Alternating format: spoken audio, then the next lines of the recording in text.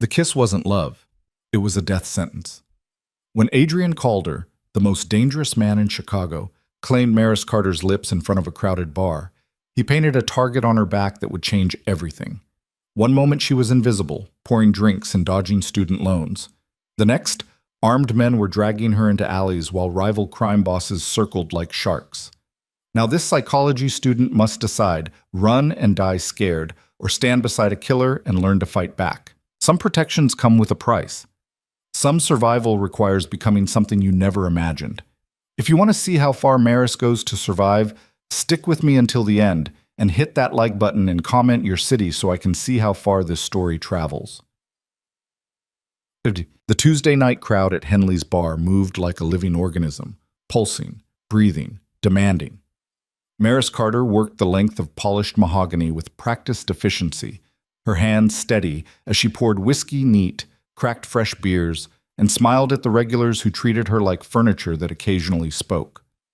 23 years old, perpetually exhausted, and $3,000 short on next semester's tuition, she'd perfected the art of being present without being seen. Most nights, she preferred it that way. But for 3 months, someone had been watching. He sat at the far end of the bar where the overhead lights didn't quite reach, occupying the same stool every Tuesday and Friday like clockwork.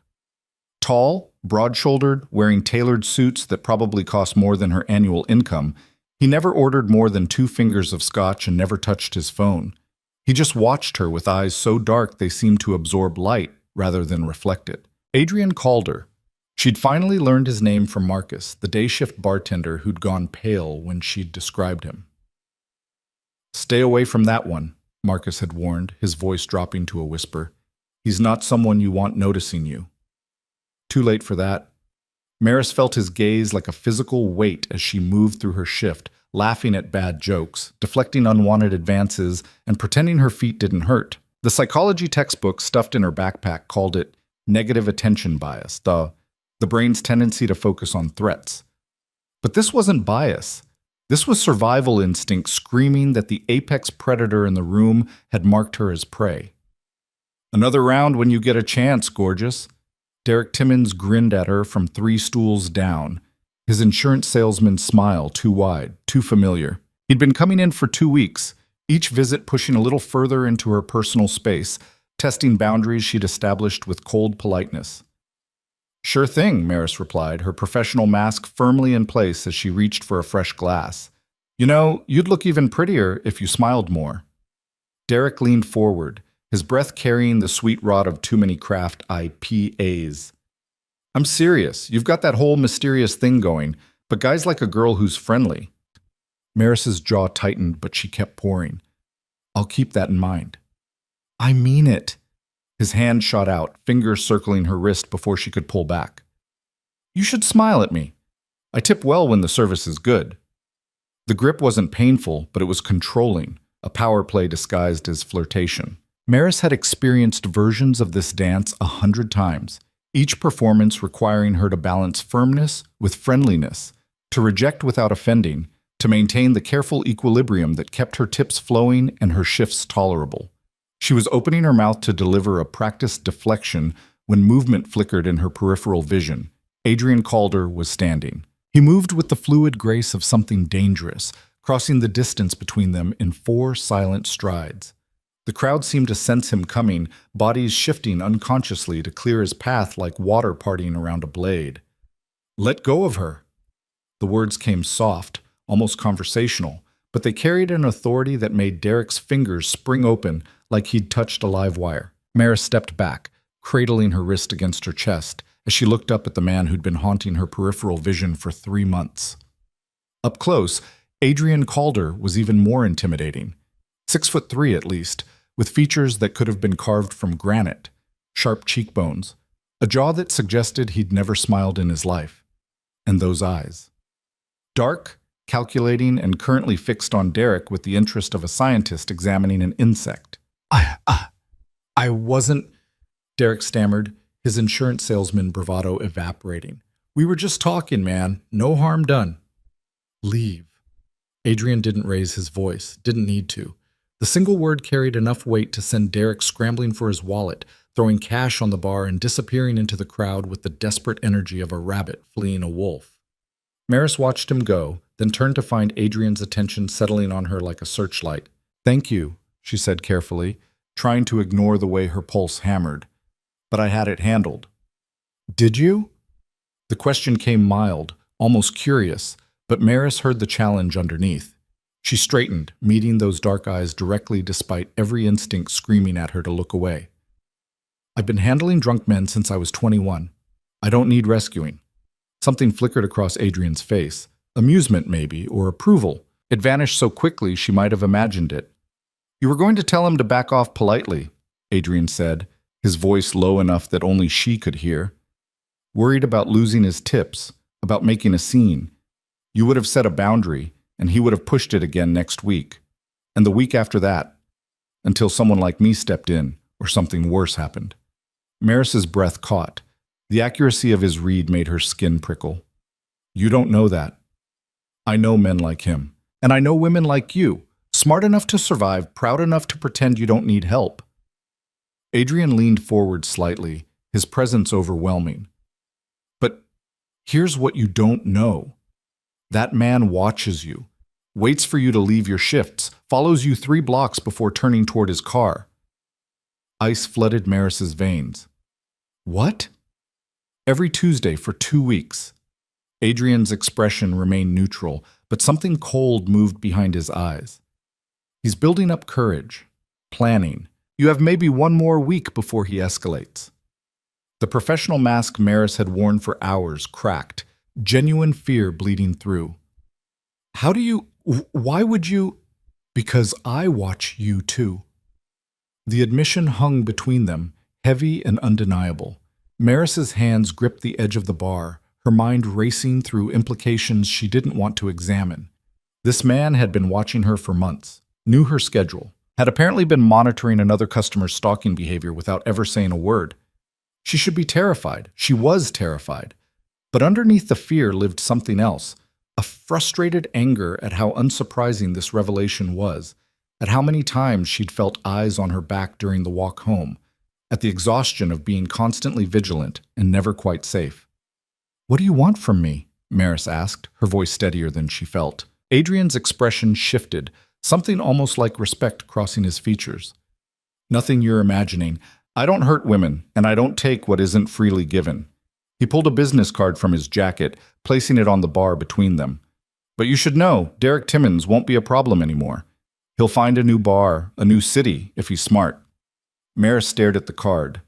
Heavy stock, embossed lettering, just a name and a phone number. "I don't understand." "You will." Adrian stepped back, creating distance between them. "Be careful, Maris Carter. Chicago isn't as safe as you think." He turned to leave, and Maris found herself speaking before her brain could catch up. "Wait." Adrian paused, looking back over his shoulder. "Why?" The question came raw, stripped of pretense. "Why watch me? Why help me? What am I to you?"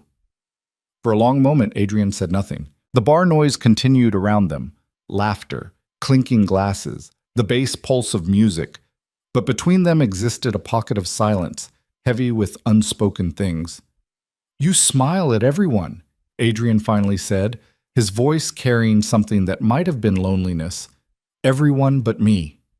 Then he was gone, disappearing into the crowd with the same silent grace he'd arrived with, leaving Maris alone with racing thoughts, and a business card that felt like it weighed 1,000 pounds. Chambas. The rest of her shift passed in a blur. Maris moved mechanically, mixing drinks and making change while her mind circled the same questions on an endless loop. Who was Adrian Calder? What did he really want? And why did Marcus turn pale just hearing his name? "You okay, Mars?" Jenny, the floor manager, touched her shoulder during the final cleanup. "You've been weird since that guy talked to you." Maris forced a smile. "Just tired. Long week." "Tell me about it." Jenny counted out of the register, her movements efficient from 15 years of practice. "Hey, that guy who was bothering you earlier, Derek? He called the bar about an hour ago, said he won't be coming back, apologized for any discomfort he may have caused." Weird, right? Not weird. Terrifying. Maris finished wiping down the bar top, her hands moving on autopilot. Derek had called within an hour, which meant Adrian Calder had contacted him immediately after leaving, which meant Adrian had Derek's information, his number, enough leverage to make him apologize and disappear. What kind of man could do that with a single phone call? The kind Marcus told you to stay away from, her rational brain supplied. She collected her tips, $347, enough to buy groceries and maybe one textbook, and stuffed them in her backpack alongside the psychology materials she'd meant to study during her break. Adrian's business card went in her pocket, the heavy stock a constant presence against her hip. "Want me to walk you out?" Jenny offered, pulling on her coat. "It's past 2. I'm parked right out front. I'll be fine." It was a lie. Maris took the bus, but she'd perfected the art of casual deception, of making her life seem more secure than it was. If people knew she walked 4 blocks to the night bus stop, they'd worry, they'd offer help. And help came with obligations she couldn't afford. Jenny left first, calling goodnight over her shoulder.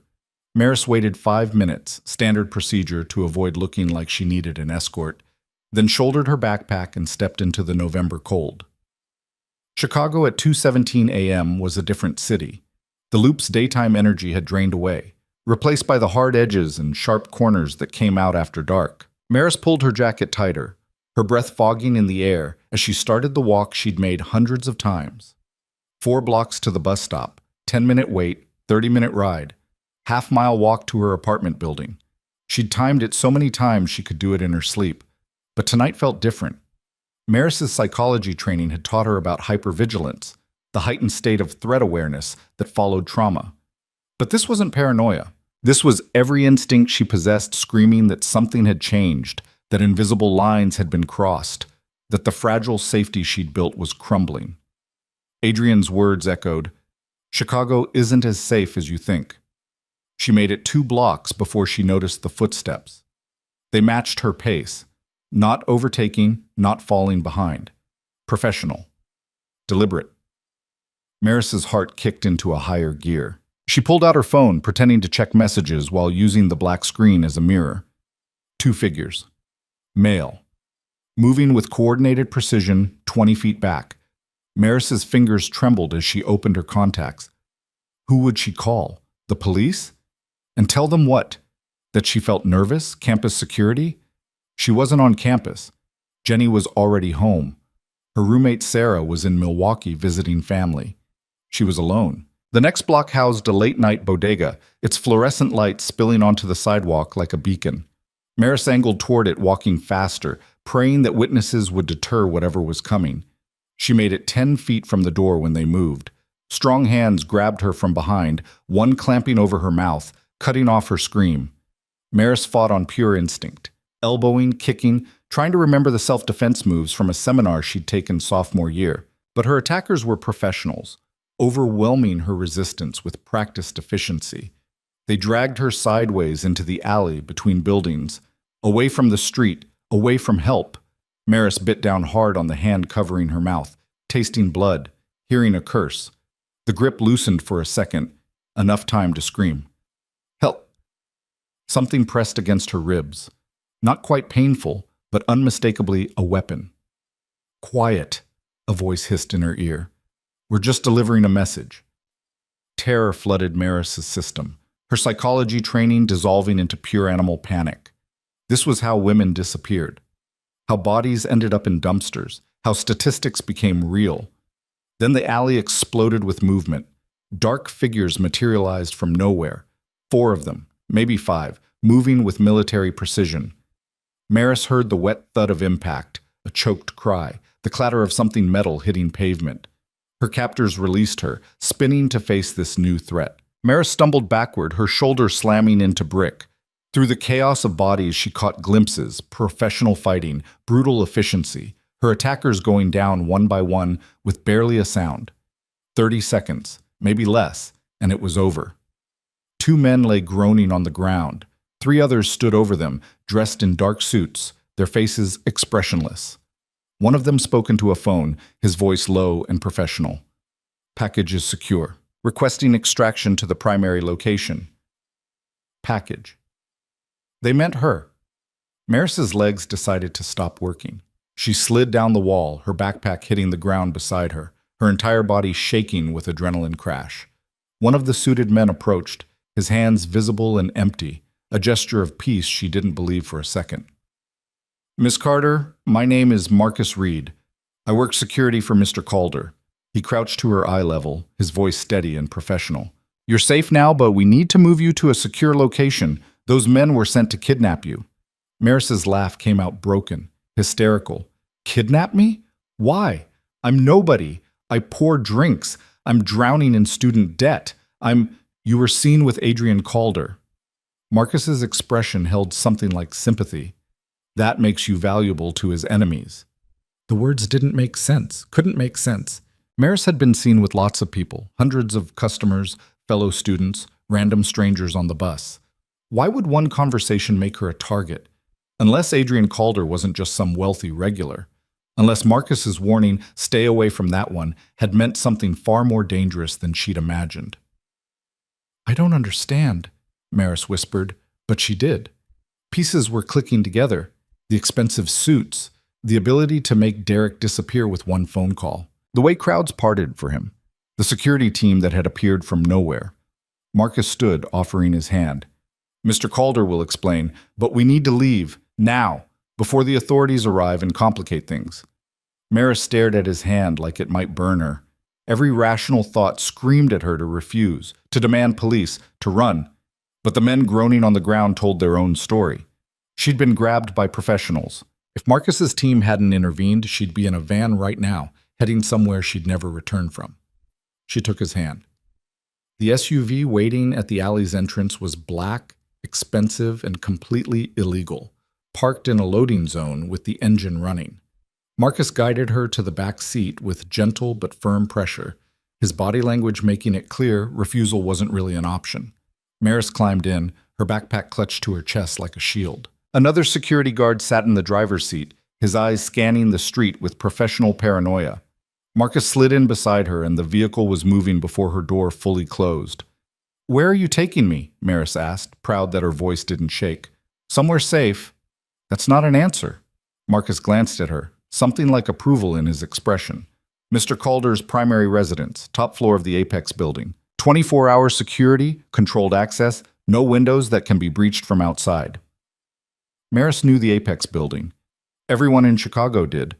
73 stories of steel and glass, luxury condos starting at $3 million. The kind of place she'd never enter except maybe to clean rooms. "I want to go home," she said, hearing the desperation in her own voice. "Your home isn't secure. We posted guards, but it's a walk-up apartment with multiple entry points and neighbors who don't ask questions. If they know where you work, they know where you live." They. The people who tried to kidnap her, the enemies Marcus had mentioned. Maris felt reality tilting, the safe world she'd built revealing itself as tissue paper ready to tear. "My roommate, Sarah Chen, 22, mechanical engineering major at Northwestern, currently visiting family in Milwaukee. She's been notified that you're safe and will be staying with friends for a few days. Your shift manager has been informed you won't be in this week due to a family emergency." Maris stared at him. "How do you—" "We've been monitoring your life for 3 months, Miss Carter, since Mr. Calder first noticed you." Marcus's tone held no apology. "It's what we do. Identify threats, assess vulnerabilities, establish protective protocols." "I didn't ask for protection." "No." Marcus met her eyes directly. "But you needed it anyway." The SUV glided through empty streets, heading north toward the high-rises that marked Chicago's wealthiest districts. Maris watched the city slide past, each block taking her further from anything familiar. Her phone buzzed. Sarah, sending worried texts. Maris's fingers hovered over the screen, trying to formulate a response that wouldn't sound insane. "Hey, something crazy happened. I'm fine staying with a friend. We'll explain later." 3 dots appeared immediately. "What friend? What happened? Are you okay?" Maris looked at Marcus. "Can I tell her the truth?" "Which truth? That you were almost kidnapped? That you're under protection from a man whose business dealings aren't entirely legal? That your life changed completely tonight and there's no going back?" Marcus's voice stayed gentle, but his words cut deep. "Tell her you're safe." Anything else puts her at risk too. Maris typed slowly. I'm safe. Trust me. I'll call soon. She wasn't safe. She was being driven to a strange man's penthouse by armed guards after surviving an attempted kidnapping. But what other option existed? Go home and wait for the next attack? Call the police and try to explain that a mysterious crime boss had somehow made her a target? The Apex building rose before them like a monument to wealth, its glass facade reflecting the city lights. The SUV descended into an underground garage, past multiple security checkpoints, each guard nodding recognition at Marcus. They parked in a private section marked with a single letter, A for Adrian. Maris stepped out on shaking legs, her psychology training kicking in with observations she couldn't stop making. The garage was pristine, no oil stains, no random debris. Cameras covered every angle. The elevator waiting for them required a key card and fingerprint scan. This wasn't just security. This was a fortress. The elevator rose in silence, no floor numbers displayed. Maris counted seconds, estimating height. 73 stories meant roughly 900 feet. At typical elevator speed, the doors opened directly into an apartment. No hallway, no neighbors, just straight into a space that defied every expectation Maris had built. Floor-to-ceiling windows overlooked the city, Chicago spread out like a glittering circuit board. Modern furniture in blacks and grays, clean lines, no clutter. Art on the walls, original pieces probably worth more than her college education. And standing by the windows, silhouetted against the city lights, was Adrian Calder. He turned as they entered, his expression unreadable. He'd removed his jacket, rolled up his shirt sleeves, revealing forearms corded with muscle. The civilized veneer of the bar was gone, replaced by something harder, more dangerous. Leave us, Adrian said to Marcus. Sir, protocol. I said leave. Marcus hesitated, then nodded. He touched Maris's shoulder briefly, a gesture of reassurance or warning, she couldn't tell, and retreated to the elevator.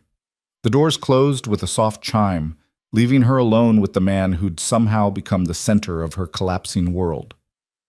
Adrian moved to a side table, pouring amber liquid into 2 glasses. You're angry. It wasn't a question, but Maris answered anyway. Angry?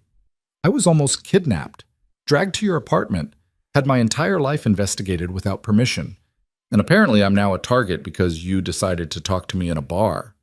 Her voice rose with each sentence. So, yes, I'm a little bit angry. Good. Adrian crossed the room, offering her one of the glasses. Anger means you're thinking clearly. Fear makes people stupid. Maris took the glass but didn't drink. Who are you? You know who I am. Marcus already told you. He told me your name. That's not the same thing. Maris met his gaze, channeling every ounce of courage she possessed. What do you do that makes people want to kidnap anyone seen with you? What kind of business requires this level of security? And why the hell have you been watching me for 3 months? Adrian sipped his whiskey, studying her over the rim like she was a puzzle he was still figuring out.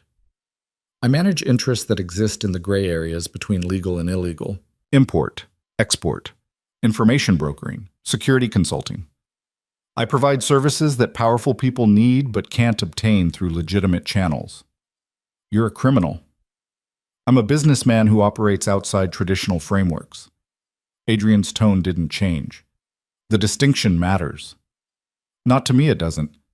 Maris set down her untouched drink. I want to go home.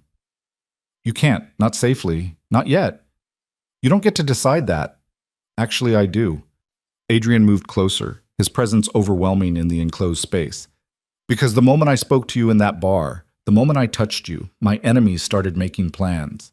They've been watching me for months, looking for leverage, searching for weakness. You smiled at that idiot customer, and I reacted. I made you visible. Maris's breath caught. You made me a target. Yes. The admission came flat, without apology. Maris felt her anger crystallize into something colder, harder. Then fix it. Tell them I'm nobody. Make me invisible again. It doesn't work that way. Adrian set down his own glass with careful precision. In my world, once you're noticed, you stay noticed. The only question is whether you're protected or exposed. So I'm just supposed to what? Live here? Under your guard? Give up my life because you couldn't keep your hands to yourself? Something flashed across Adrian's face. Regret? Maybe. or frustration. I can offer you protection, resources, anything you need to finish your education and build the life you want.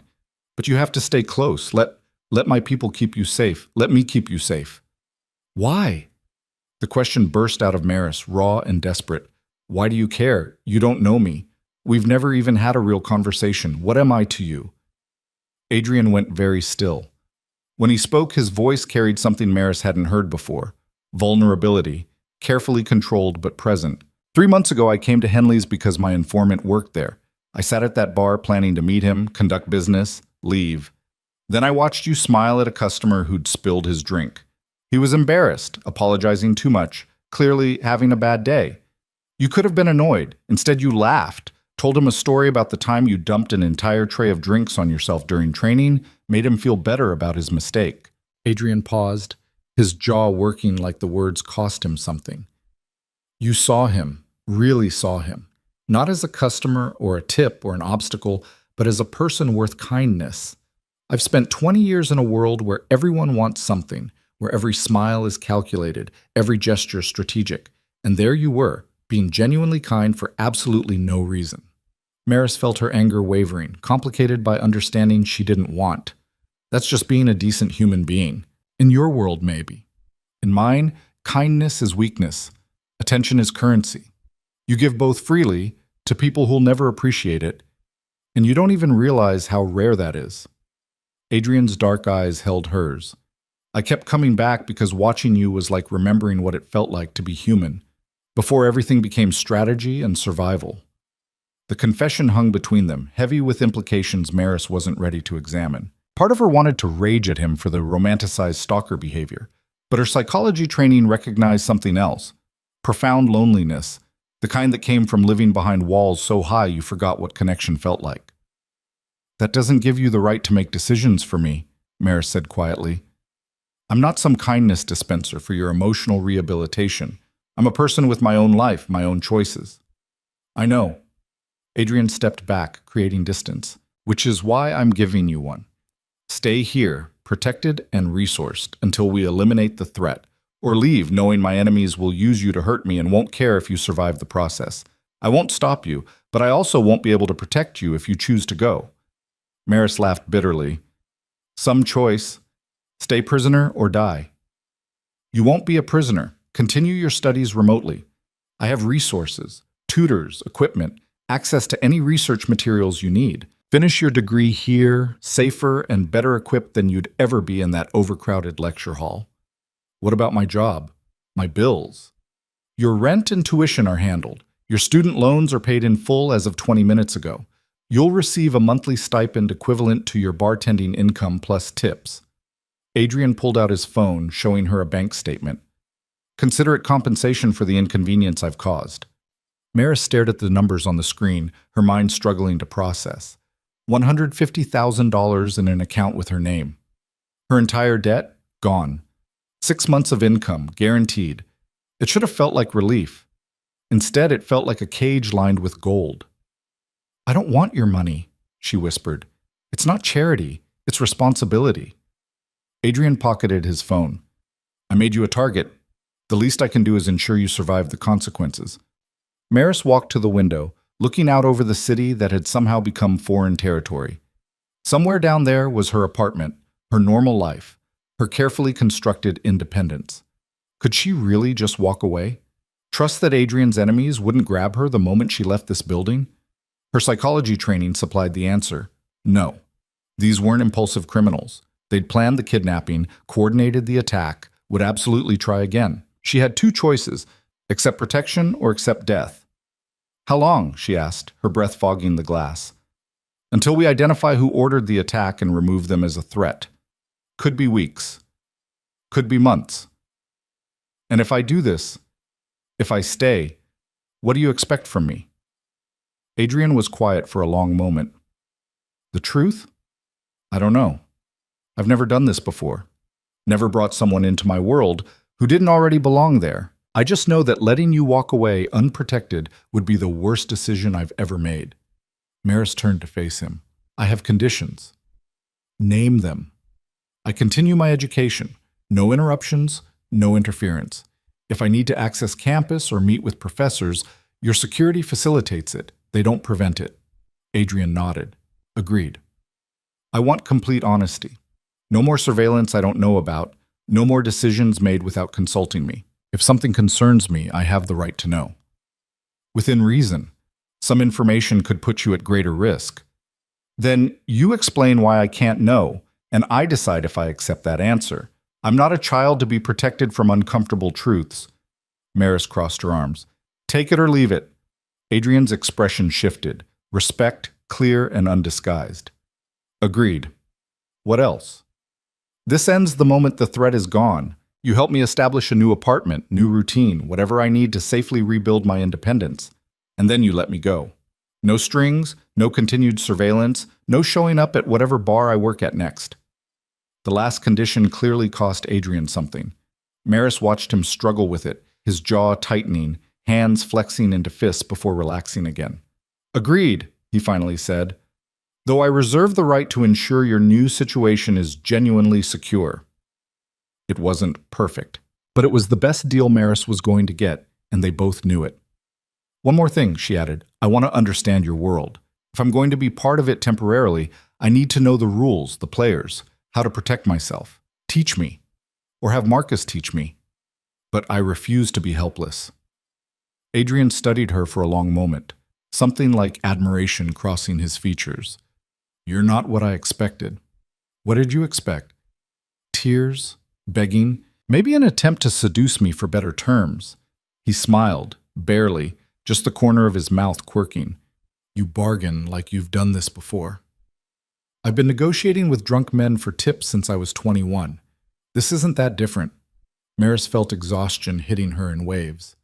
I need sleep. Where am I staying? Guest suite. Second door on the left. Fully stocked bathroom, clothes in your size in the closet. Of course he had clothes in her size. 3 months of surveillance probably included her measurements. Maris grabbed her backpack, heading toward the indicated door. She paused at the threshold, looking back at the man who'd upended her entire existence in a single night. Adrian? Yes? That kiss in the bar, the one that started all this. Was that calculated? Part of some bigger plan? He met her eyes directly. No. That was the first impulsive thing I've done in 15 years. Which should tell you how dangerous you are to me. Maris didn't know how to respond to that, so she didn't. She walked into the guest suite and closed the door, leaning against it until her legs stopped shaking. The room was beautiful. King bed, modern furniture, that same spectacular view. The bathroom held luxury toiletries and thick towels.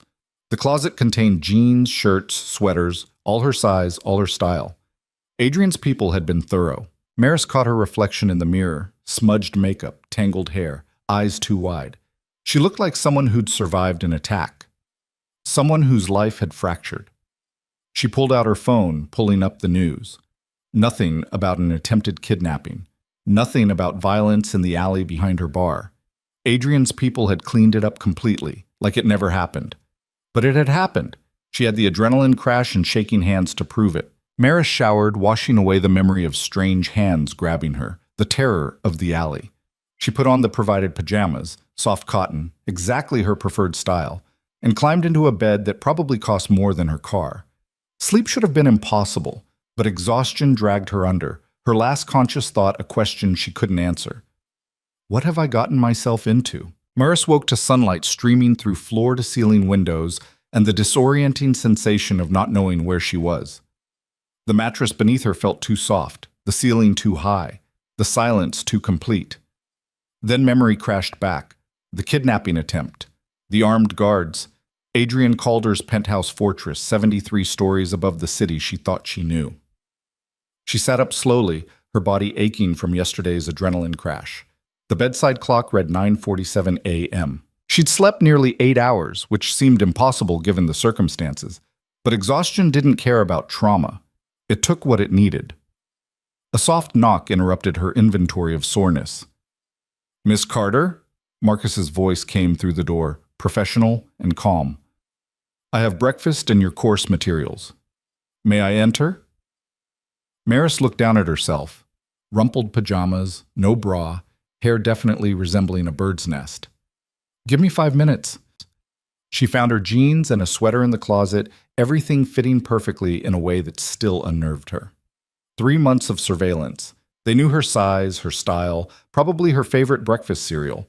The violation should have angered her more, but she was running low on emotional bandwidth.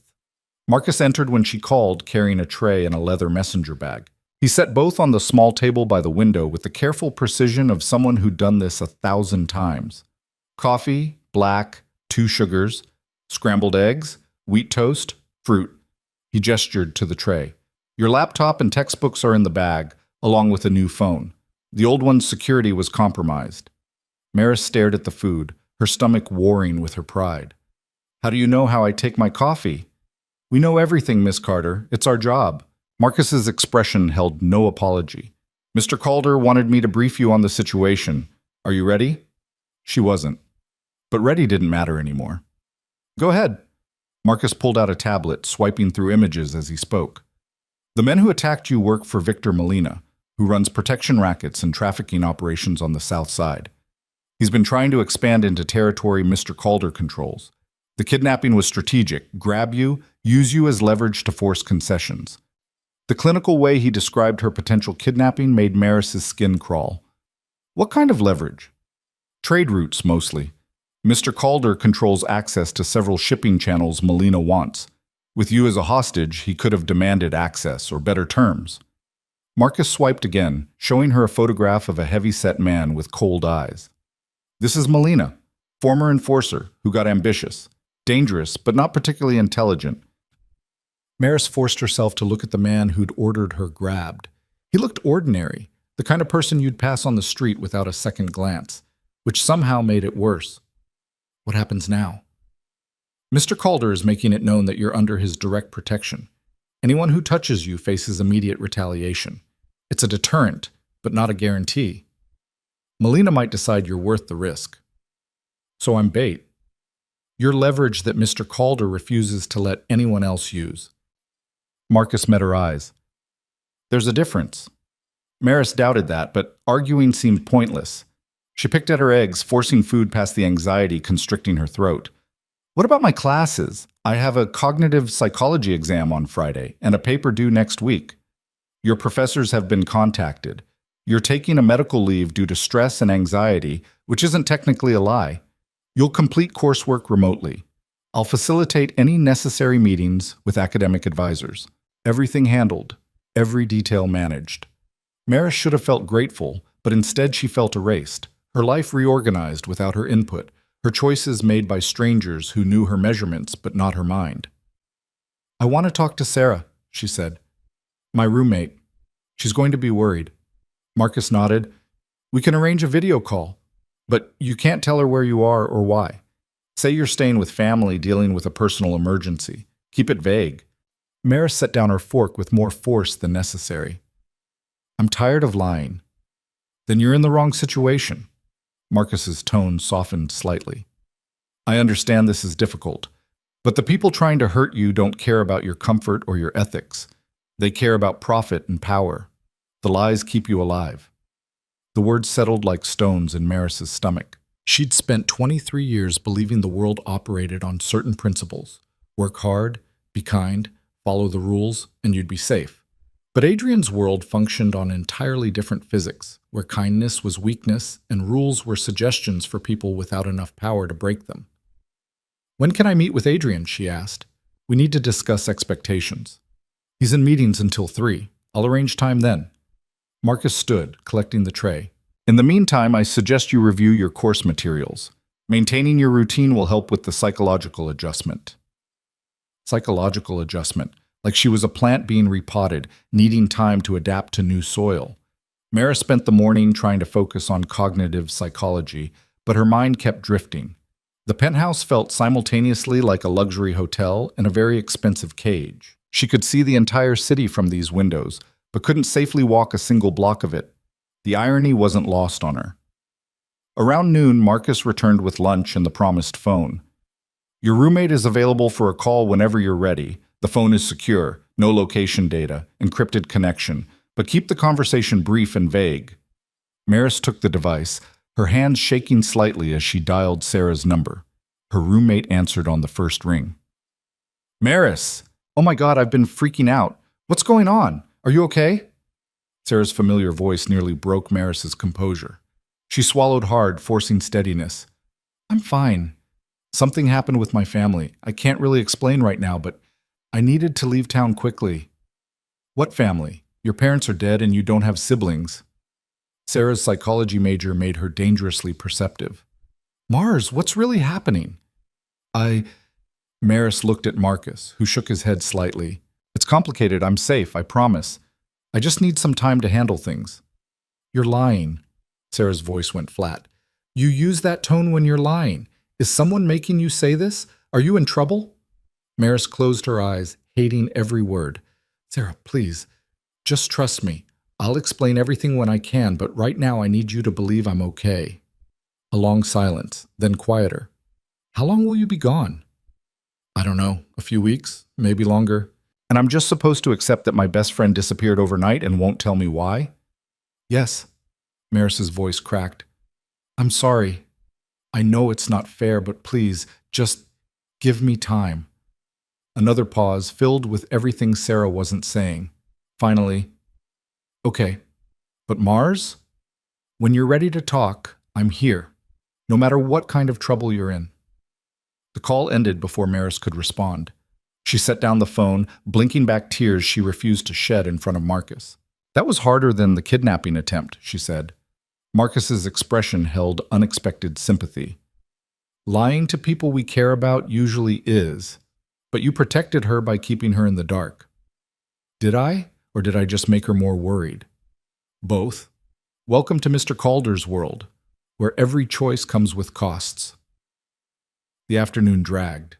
Maris tried to study, managed maybe 20 pages before her concentration shattered again. She did push-ups, paced, stared out the windows at the city she couldn't access. By the time Marcus knocked at 2:30, she was ready to climb the walls. Mr. Calder, we'll see you now. Maris followed him through the penthouse to a room she hadn't noticed before, a study lined with bookshelves, dominated by a massive desk. Adrian sat behind it, reading something on a tablet, his jacket discarded and sleeves rolled up. He looked tired, faint shadows under his eyes, suggesting he'd slept even less than she had. Leave us, Adrian said to Marcus, not looking up. The door closed with a soft click. Maris remained standing, refusing to take the chair positioned in front of the desk, like a supplicant before a throne. You wanted to talk, Adrian said, finally meeting her gaze. Talk. I want ground rules. Clear boundaries for this arrangement. Adrian set down the tablet, giving her his full attention. Such as? My education comes first. Always. If you need me to skip a virtual lecture or miss an assignment deadline, the answer is no. Agreed. I want access to information about the situation. Daily briefings from Marcus or you about any developments, any threats, anything that affects my safety. Within operational security limits, yes. I want physical autonomy. I'll accept security escorts, but I won't be confined to this apartment. If I need to go somewhere, campus, a library, wherever, we figure out how to make it safe, not impossible. Adrian's jaw tightened. That depends entirely on the threat level. No, it depends on whether you trust your security team to do their job. Maris leaned forward, hands on his desk. I won't live in a cage, Adrian. I'd rather take my chances outside than slowly suffocate in here. For a long moment, they stared at each other, wills clashing in the space between them. Finally, Adrian exhaled. Conditional agreement.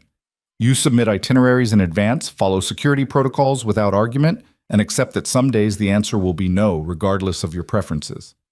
It wasn't perfect, but it was something. Fine. One more thing. I want to be useful. That got his attention. Useful how? You said my ability to read people was rare, that I noticed things. So let me notice things for you. Teach me what to look for in your meetings, your negotiations. I'll sit quietly, observe, and report what I see. Maris straightened. I refuse to be decorative. If I'm stuck in your world, I'm going to be functional in it. Adrian stood, moving around the desk with that predatory grace. You understand what you're offering? To be complicit in business dealings that operate outside the law? I understand I'm already complicit by being here. I'm choosing to turn that liability into an asset. Something flickered in Adrian's expression. Surprise, maybe, or reassessment. He studied her like she was a puzzle that kept revealing new pieces. Tomorrow night, I have dinner with a potential business partner. High stakes, delicate negotiations. You'll accompany me. Maris's heart kicked. What kind of business? The kind where reading the room correctly could mean the difference between profit and bloodshed. Adrian circled her slowly, his presence overwhelming. You'll wear what my people provide. Say nothing unless spoken to directly, and watch. Afterward, you'll tell me everything you noticed about body language, tone, micro-expressions. Can you do that? Every instinct screamed that this was a terrible idea, but staying locked in this penthouse, slowly going mad, was worse. Yes. Then we have an agreement. Adrian extended his hand. Maris took it, feeling the calluses on his palm, the controlled strength in his grip. This was a mistake. She knew it with absolute certainty, but mistakes were sometimes the only path forward when all the safe routes had collapsed. The next 24 hours passed in preparation that felt like training for war. A woman named Isabella arrived with dresses, each more expensive than Maris's monthly rent used to be. She selected a midnight blue sheath that looked elegant without being provocative, paired with heels that added 3 inches to Maris's height. You represent Mr. Calder now, Isabella explained, pinning Maris's hair into a sophisticated twist. That means projecting power, not availability. You're untouchable. Remember that. Marcus provided a different kind of education. He showed her photographs of the dinner guests, explaining relationships and histories. Thomas Garrett, the potential partner, ran a legitimate shipping business with illegitimate side operations. His lawyer, Patricia Chen, was brilliant and ruthless. His bodyguard, a man named Dimitri, had killed at least 4 people that Marcus knew about. Watch Garrett's hands, Marcus instructed. When he's lying, he touches his watch. Chen fidgets with her pen when she's uncertain, and if Dimitri moves toward his jacket, hit the floor immediately. Maris absorbed it all, her psychology training finally finding practical application in this twisted classroom. She'd spent years learning to read people in therapy contexts. Now she was weaponizing that skill for criminal negotiations. The moral implications sat heavy in her chest, but she'd crossed the line by agreeing to stay. Might as well see where it led. The restaurant occupied the top floor of another luxury building, accessible only by private elevator. Adrian's hand rested on the small of Maris's back as they entered, a possessive gesture that made her stiffen until she understood its purpose. This was theater. She was playing the role of Adrian Calder's woman, and that role required visible intimacy. Thomas Garrett stood as they approached, his smile practiced and empty. Adrian, punctual as always. His gaze slid to Maris, assessing. And who's this? Maris Carter. Adrian pulled out her chair, his manners impeccable. She's staying with me while completing her graduate studies. The lie came smooth, elevating her from bartender to academic. Garrett's expression shifted, reassessing her value based on imagined credentials. Psychology, is it? Garrett settled into his seat. Fascinating field. Must give you interesting insights into human behavior. It has its moments, Maris replied carefully, channeling every bit of poise she possessed. Patricia Chen arrived moments later, all business in a gray suit, her handshake firm and brief. Dimitri took a position by the wall, his bulk blocking the nearest exit. The arrangement wasn't accidental. Garrett had positioned his muscle between them and escape. A subtle power move. Dinner began with small talk that felt like reconnaissance. Garrett asked about Adrian's recent acquisitions, probing for information while sharing carefully curated details about his own operations. Patricia interjected occasionally, her legal mind parsing every word for liability. Maris ate slowly, watching everything. Garrett did touch his watch when discussing container capacities, lying about available space probably. Chen's pen clicking increased when Garrett mentioned expansion timelines. She didn't trust his projections. And Dimitri's attention kept drifting to the kitchen entrance, like he expected someone. A backup plan. Garrett had people in place. The realization sent ice through Maris's veins. This wasn't just a business dinner, it was a setup. She caught Adrian's eye, holding his gaze for 3 seconds. The signal Marcus had taught her for situation developing. Adrian's expression didn't change, but his next words carried an edge. Thomas, Let's stop dancing around the actual negotiation. You want access to my Pacific routes. I want assurance you won't undercut my pricing. What are you really offering? Garrett's smile widened. Direct. I appreciate that. He leaned forward and his hand moved toward his watch. I'm offering 40-60 split. My operations handling distribution while you maintain route control. Lie. Maris knew it with absolute certainty. She glanced at Chen, whose pen had stopped moving entirely. The lawyer knew something was wrong too. That's generous, Adrian said carefully. Almost too generous. I believe in fair partnerships. Another watch touch. Especially with men I respect. Dmitri shifted position, his hand drifting toward his jacket.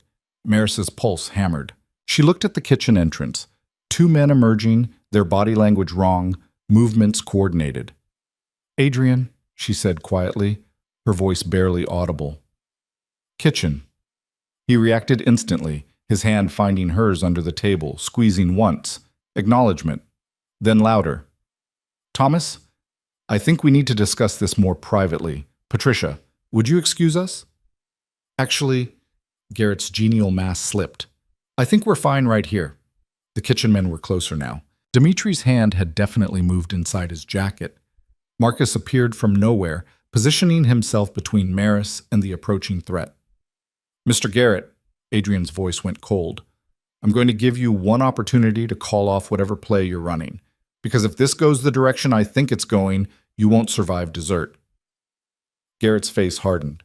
You're getting old, Adrian. Careful. Predictable. You think I didn't know about your little surveillance? I've been feeding you false intelligence for months. Maris's mind raced. If Garrett had compromised Adrian's information networks, then everything Marcus had told her could be wrong. Melina might not even be the real threat. This entire situation could be, you used the girl, Patricia Chen said suddenly, her voice sharp. You let Adrian see the kidnapping attempt to make him bring her somewhere public. You're using her as a distraction. Everyone froze. Chen stood, gathering her briefcase with jerky movements. I didn't agree to this, Thomas. Whatever you're planning, I'm out. Sit down, Patricia. Garrett's tone carried threat. I'm a lawyer, not a co-conspirator to whatever stupidity you're attempting. Chen looked at Adrian. I suggest you leave. Quickly.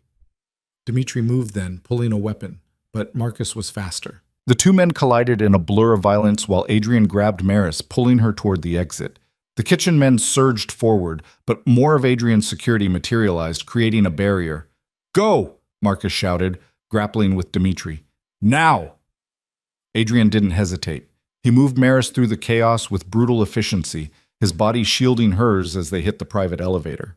The doors closed on the sounds of fighting, descending in tense silence. Are you hurt? Adrian's hands moved over her shoulders, her arms, checking for injuries with clinical precision. No, Maris couldn't finish. Adrenaline flooded her system, making her shake. What just happened? You saved us. That's what happened. Adrian pulled her against him, his embrace fierce. You saw the setup before anyone else. If we'd stayed another 30 seconds... He didn't finish, but Maris understood. Garrett had planned something. Kidnapping, assassination, she might never know. Her observation had given them the warning they needed to escape. The elevator opened into the parking garage. Adrian's SUV waited, engine running. They climbed in, Marcus appearing moments later, his knuckles bloody, but his expression satisfied. Dmitri won't be a problem anymore, Marcus reported as the vehicle accelerated into the night. Garrett's people scattered. Chen is already talking to the authorities. She'll flip on him to save herself. Good. Adrian's jaw was tight. I want surveillance on all of Garrett's operations. If he breathes wrong, I want to know about it. Maris sat in silence, processing. She'd just witnessed, participated in, something that would have seemed impossible 48 hours ago. Business negotiations that turned into violence. A lawyer choosing survival over loyalty. Adrian's world operating on rules she barely understood. You did well, Adrian said quietly, his hand finding hers in the darkness. Better than well. You read the situation perfectly. I was terrified. Smart people usually are. His fingers tightened around hers. Fear keeps you alert. It's the people without fear who make fatal mistakes. Back at the penthouse, Maris collapsed onto the sofa, her expensive dress rumpled, her careful hair falling loose. Adrian poured whiskey, pressing a glass into her hands. Drink. It helps with the adrenaline crash. This time she obeyed, the liquid burning down her throat. Is it always like that? No. Usually people are more subtle about their betrayals. Adrian sat beside her, close enough that she felt his warmth. Garrett was desperate. That makes people reckless. Chen said he'd been feeding you false intelligence. Does that mean? It means I need to audit my entire information network. Find out where the leaks are. Who else might be compromised? Adrian ran a hand through his hair, exhaustion showing through the cracks. It also means you're more valuable than I realized. Maris looked at him. Because I noticed things your own people missed? Because you noticed them without bias. My people see what they expect to see. You see what's actually there. Adrian met her gaze. That's a rare gift, Maris. In my world, it could save lives. The weight of that statement settled over her. You want me to keep doing this? Attending meetings, reading people, reporting back? I want you to choose. Adrian's tone held surprising gentleness. You proved tonight you have the instincts for this work. But instincts and willingness aren't the same thing. I won't force you into a role you don't want. Maris considered. The ethical part of her recoiled from the idea of becoming Adrian's human lie detector, using her psychological training to aid criminal enterprise. But the practical part recognized a troubling truth. She was good at it, and in this world she'd been dragged into, being good at something meant having power.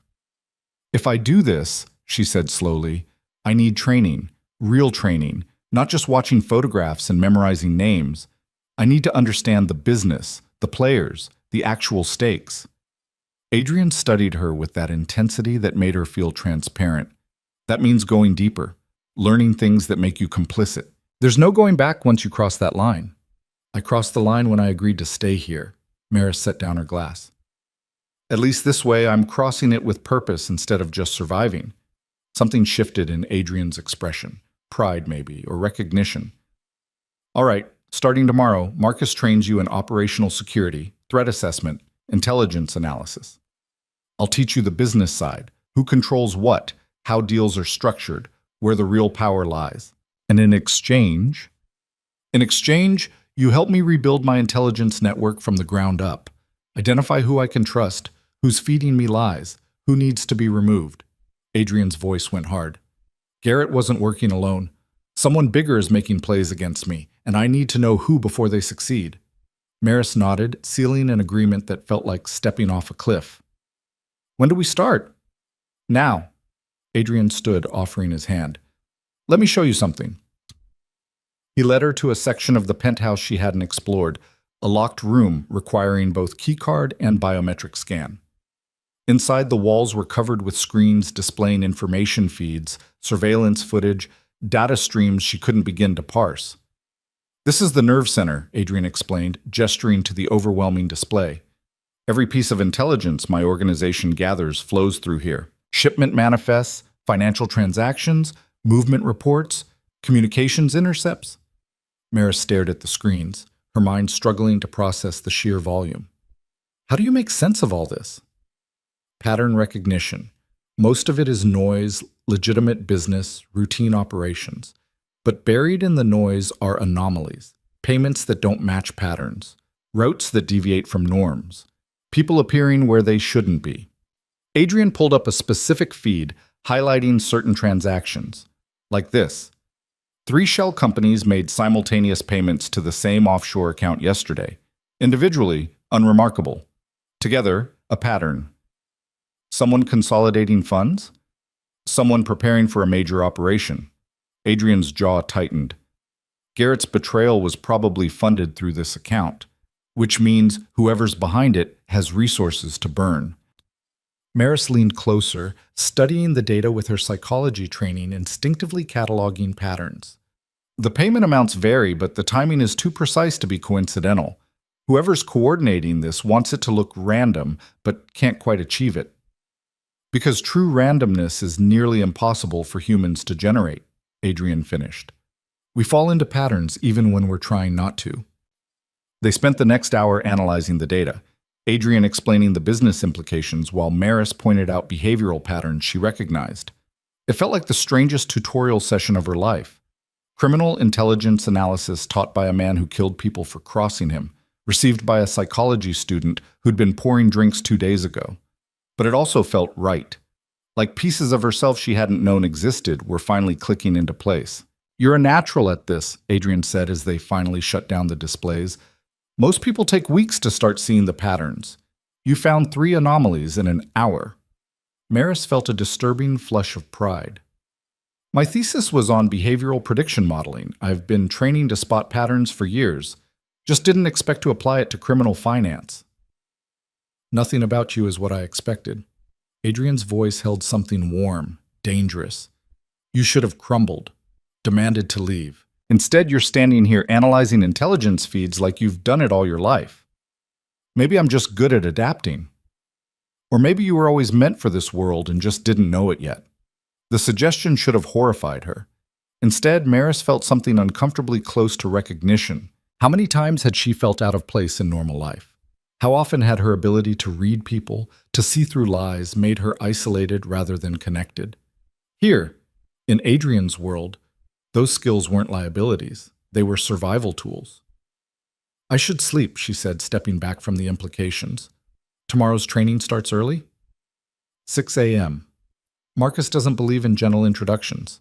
Maris headed toward her room, pausing at the doorway. "Adrian, thank you for trusting me with this." His expression softened almost imperceptibly. "Thank you for staying when you could have run. Not many people choose this life voluntarily. I didn't choose it. You dragged me into it. You chose to make it yours instead of just enduring it. That's the same thing." Maris didn't have an answer for that, so she simply nodded and closed the door. She changed out of the expensive dress, hanging it carefully, already mentally preparing for whatever tomorrow would bring. Her phone buzzed, the new secure one. A message from Adrian. "Sleep well. Tomorrow we find out who's trying to kill me, and you're going to help me stop them." Maris stared at the message, her psychology training screaming that this was textbook Stockholm Syndrome, that she was identifying with her captor, that she should be planning escape instead of planning analysis. But her instincts, those same instincts that had saved them tonight, whispered something different. This wasn't capture. This was evolution.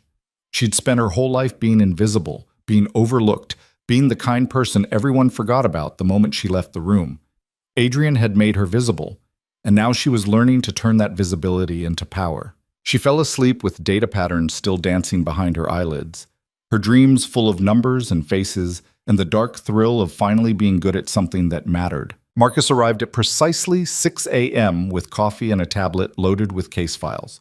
Maris had been awake for an hour, her mind still processing the previous night's revelations, her body humming with nervous energy that felt suspiciously like anticipation. "We start with basics," Marcus said, settling into the chair across from her. "Intelligence gathering isn't just about reading people. It's about understanding systems, recognizing disruption patterns, and knowing when someone's trying to manipulate the flow of information." He pulled up a network diagram showing Adrian's organization, a complex web of businesses, personnel, and connections that made Maris's head spin. "This is what we thought the structure looked like 3 days ago. After Garrett's betrayal, we know at least 30% of this is compromised." Maris studied the diagram, her analytical mind automatically seeking patterns. The shipping operations in the lower quadrant, they all report through the same 3 intermediaries. If Garrett corrupted one of them, he'd have access to multiple revenue streams without having to compromise the entire network. Marcus's eyebrow rose. "That's exactly what we suspected. How did you identify it so quickly?" "It's basic network theory. Any system with central nodes creates vulnerability points. If I wanted to corrupt this organization, I'd target the people who aggregate information before it reaches Adrian." Maris pointed to another cluster. "And these financial controllers, they're positioned to manipulate data without detection. Who audits them?" "Each other, theoretically. Which means if 2 of them collaborate, the third becomes the scapegoat." Maris felt the familiar thrill of problem solving, her psychology background merging with this new criminal education. "You need random external audits, not internal checks."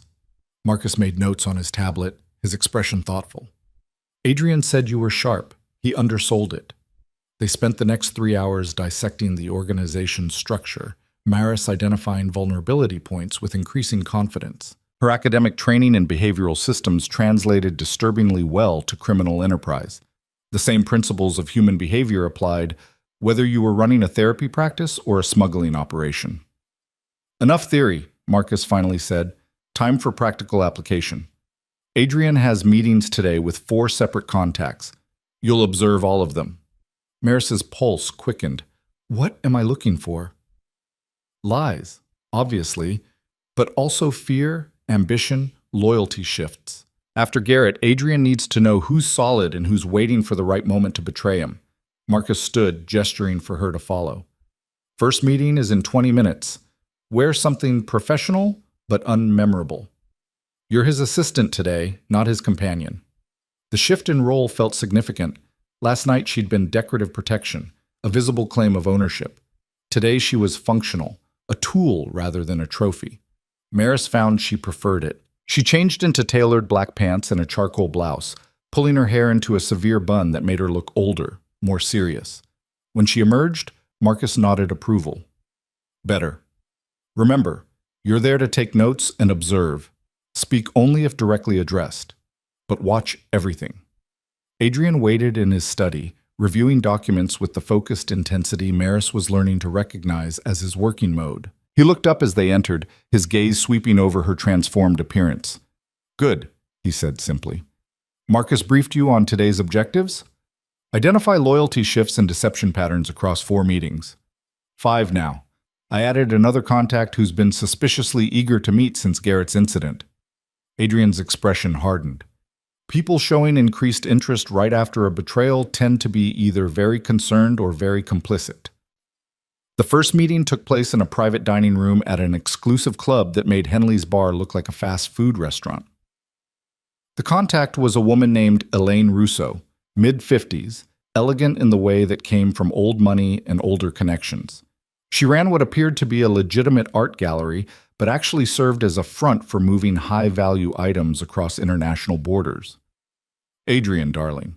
Elaine air-kissed both his cheeks, her smile warm but her eyes calculating. I heard about the unpleasantness with Thomas. How absolutely dreadful. News travels fast, Adrian replied, his tone neutral. In our circles? Always. Elaine settled into her chair, her gaze flicking to Maris with brief interest before dismissing her as irrelevant. I wanted to reach out personally, assure you that my operations remain entirely uncompromised. If you need alternate routes while you restructure, I'm happy to accommodate. Maris watched Elaine's hands, perfectly manicured, resting calmly on the table. No fidgeting, no nervous energy. Either she was telling the truth or she was exceptionally skilled at deception. That's generous, Adrian said. What's the catch? Elaine laughed, the sound practiced. Always so suspicious. Can an old friend offer help without ulterior motives? No. Adrian's bluntness made Elaine's smile falter slightly. Everyone wants something. I prefer knowing what it is up front. A brief pause, then Elaine's expression shifted to something more genuine. Respect, maybe, or acknowledgement. Fine. I want first access to whatever new routes you establish once you've cleared out the rot. Thomas was an idiot, but his infrastructure was solid. When you take over his operations, I want preferential terms. There it was. Elaine wasn't offering help. She was positioning herself to profit from Garrett's downfall. Maris made a note. Watching Adrian's face remained carefully neutral. That's premature. I haven't decided what to do with Garrett's operations yet. Of course you have. Elaine leaned forward. You're going to absorb the profitable pieces and burn the rest. I'm simply asking to be remembered when you're distributing the spoils.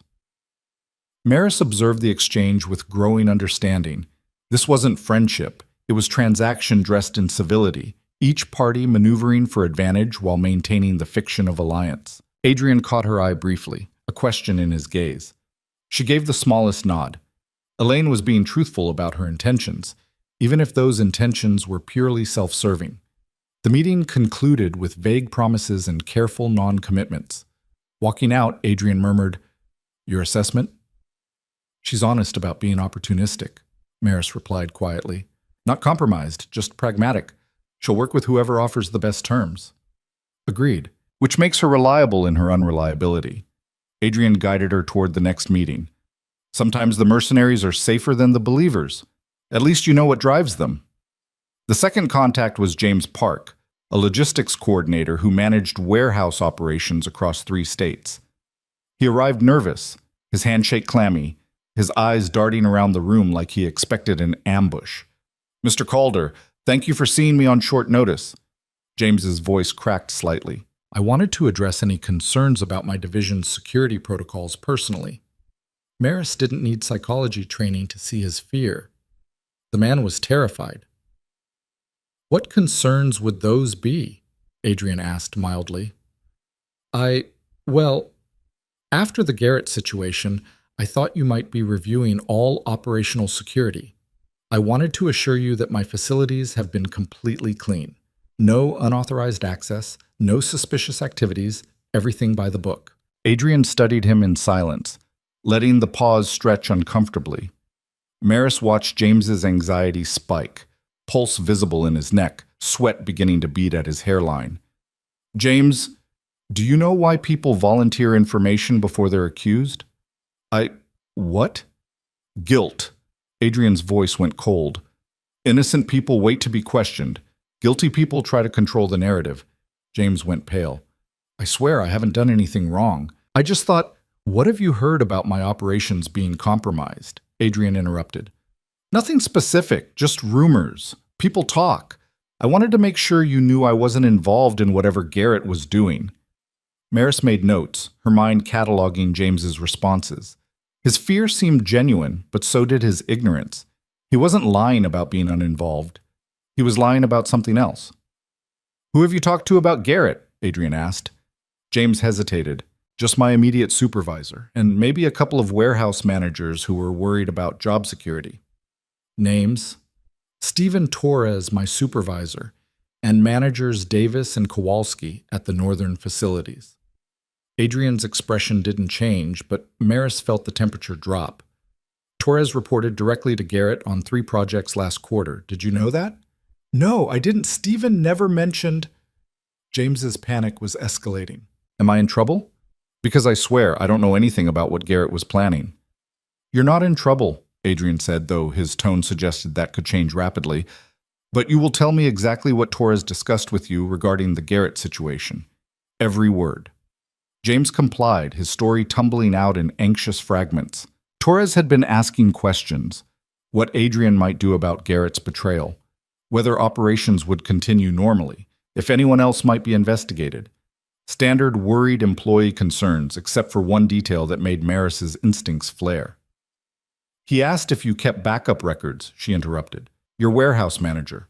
Why would he care about that?" James blinked. I don't know. He said it was about compliance, making sure we had documentation if there were audits." Adrian and Maris exchanged glances. Marcus had mentioned backup records earlier, internal documentation that could prove or disprove involvement in compromised operations. If Torres was asking about them, he was either covering tracks or trying to figure out what evidence might exist. "Thank you, James," Adrian said abruptly. "You've been very helpful. Return to your normal duties and don't discuss this meeting with anyone, especially not Torres." James practically fled, relief and residual fear warring across his features. Once he was gone, Adrian turned to Marcus, who'd been observing from the corner. "Put surveillance on Torres. I want to know everyone he contacts, every communication, every movement." "Already done," Marcus replied. "I flagged him when James mentioned Garrett's direct reports." Maris felt a small thrill at having identified something significant. Torres is either Garrett's partner or someone trying to figure out how much exposure he has.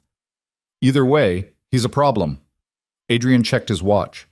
"Next meeting in 30 minutes. This one will be different." Different turned out to be an understatement. The third contact was Victor Molina himself, the man who'd ordered Maris's kidnapping. She felt her body go rigid at the sight of him entering Adrian's private office, flanked by his own security. "Adrian," Molina's voice carried false warmth. "I appreciate you agreeing to meet. These territorial disputes are so tiresome. Better to resolve them like civilized men." Adrian's hand found Maris's under the table, squeezing once. Reassurance or warning, she couldn't tell. "You tried to kidnap my associate. That's not a territorial dispute. That's an act of war." A misunderstanding. Molina spread his hands. My people acted without full authorization. I've disciplined those responsible. Lie. Maris knew it instantly. Molina's expression held no contrition, no genuine concern. This was performance, testing to see if Adrian would accept the obvious fiction. Your people followed direct orders, Adrian said flatly. Don't insult my intelligence with denials. Molina's mask slipped slightly, irritation flashing across his features. Fine. I made a move. You blocked it. Can we move past that and discuss actual business? What business would that be? Garrett left significant infrastructure unmanaged. Routes, contacts, facilities. We could divide them. You take the eastern operations, I take the western. Maris watched the proposal land, saw Adrian's expression remain neutral while his mind clearly calculated angles. This was the real play. Molina had helped engineer Garrett's downfall, positioning himself to profit from the vacuum.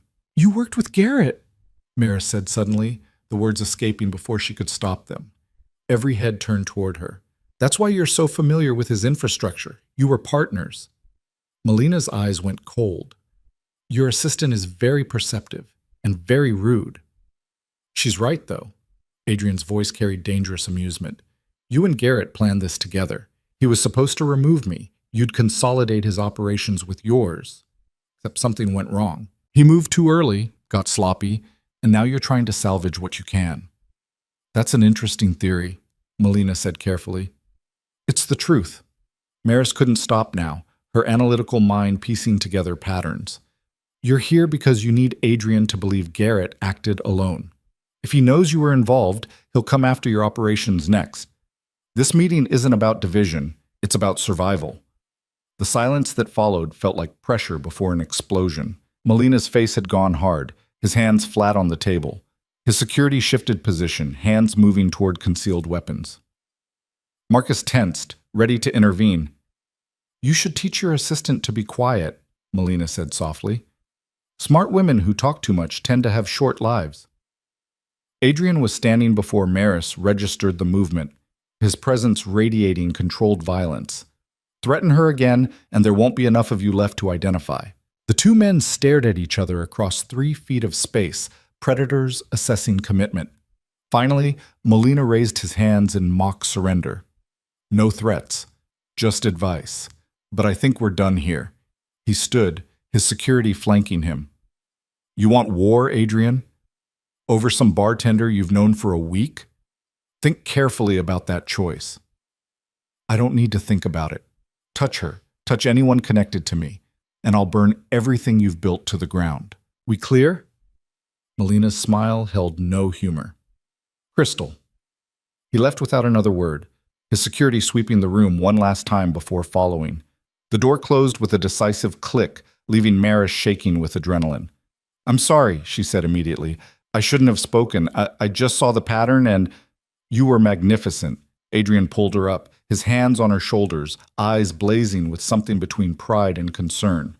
Reckless and brilliant. You identified the real play before I did. But I threatened the negotiation.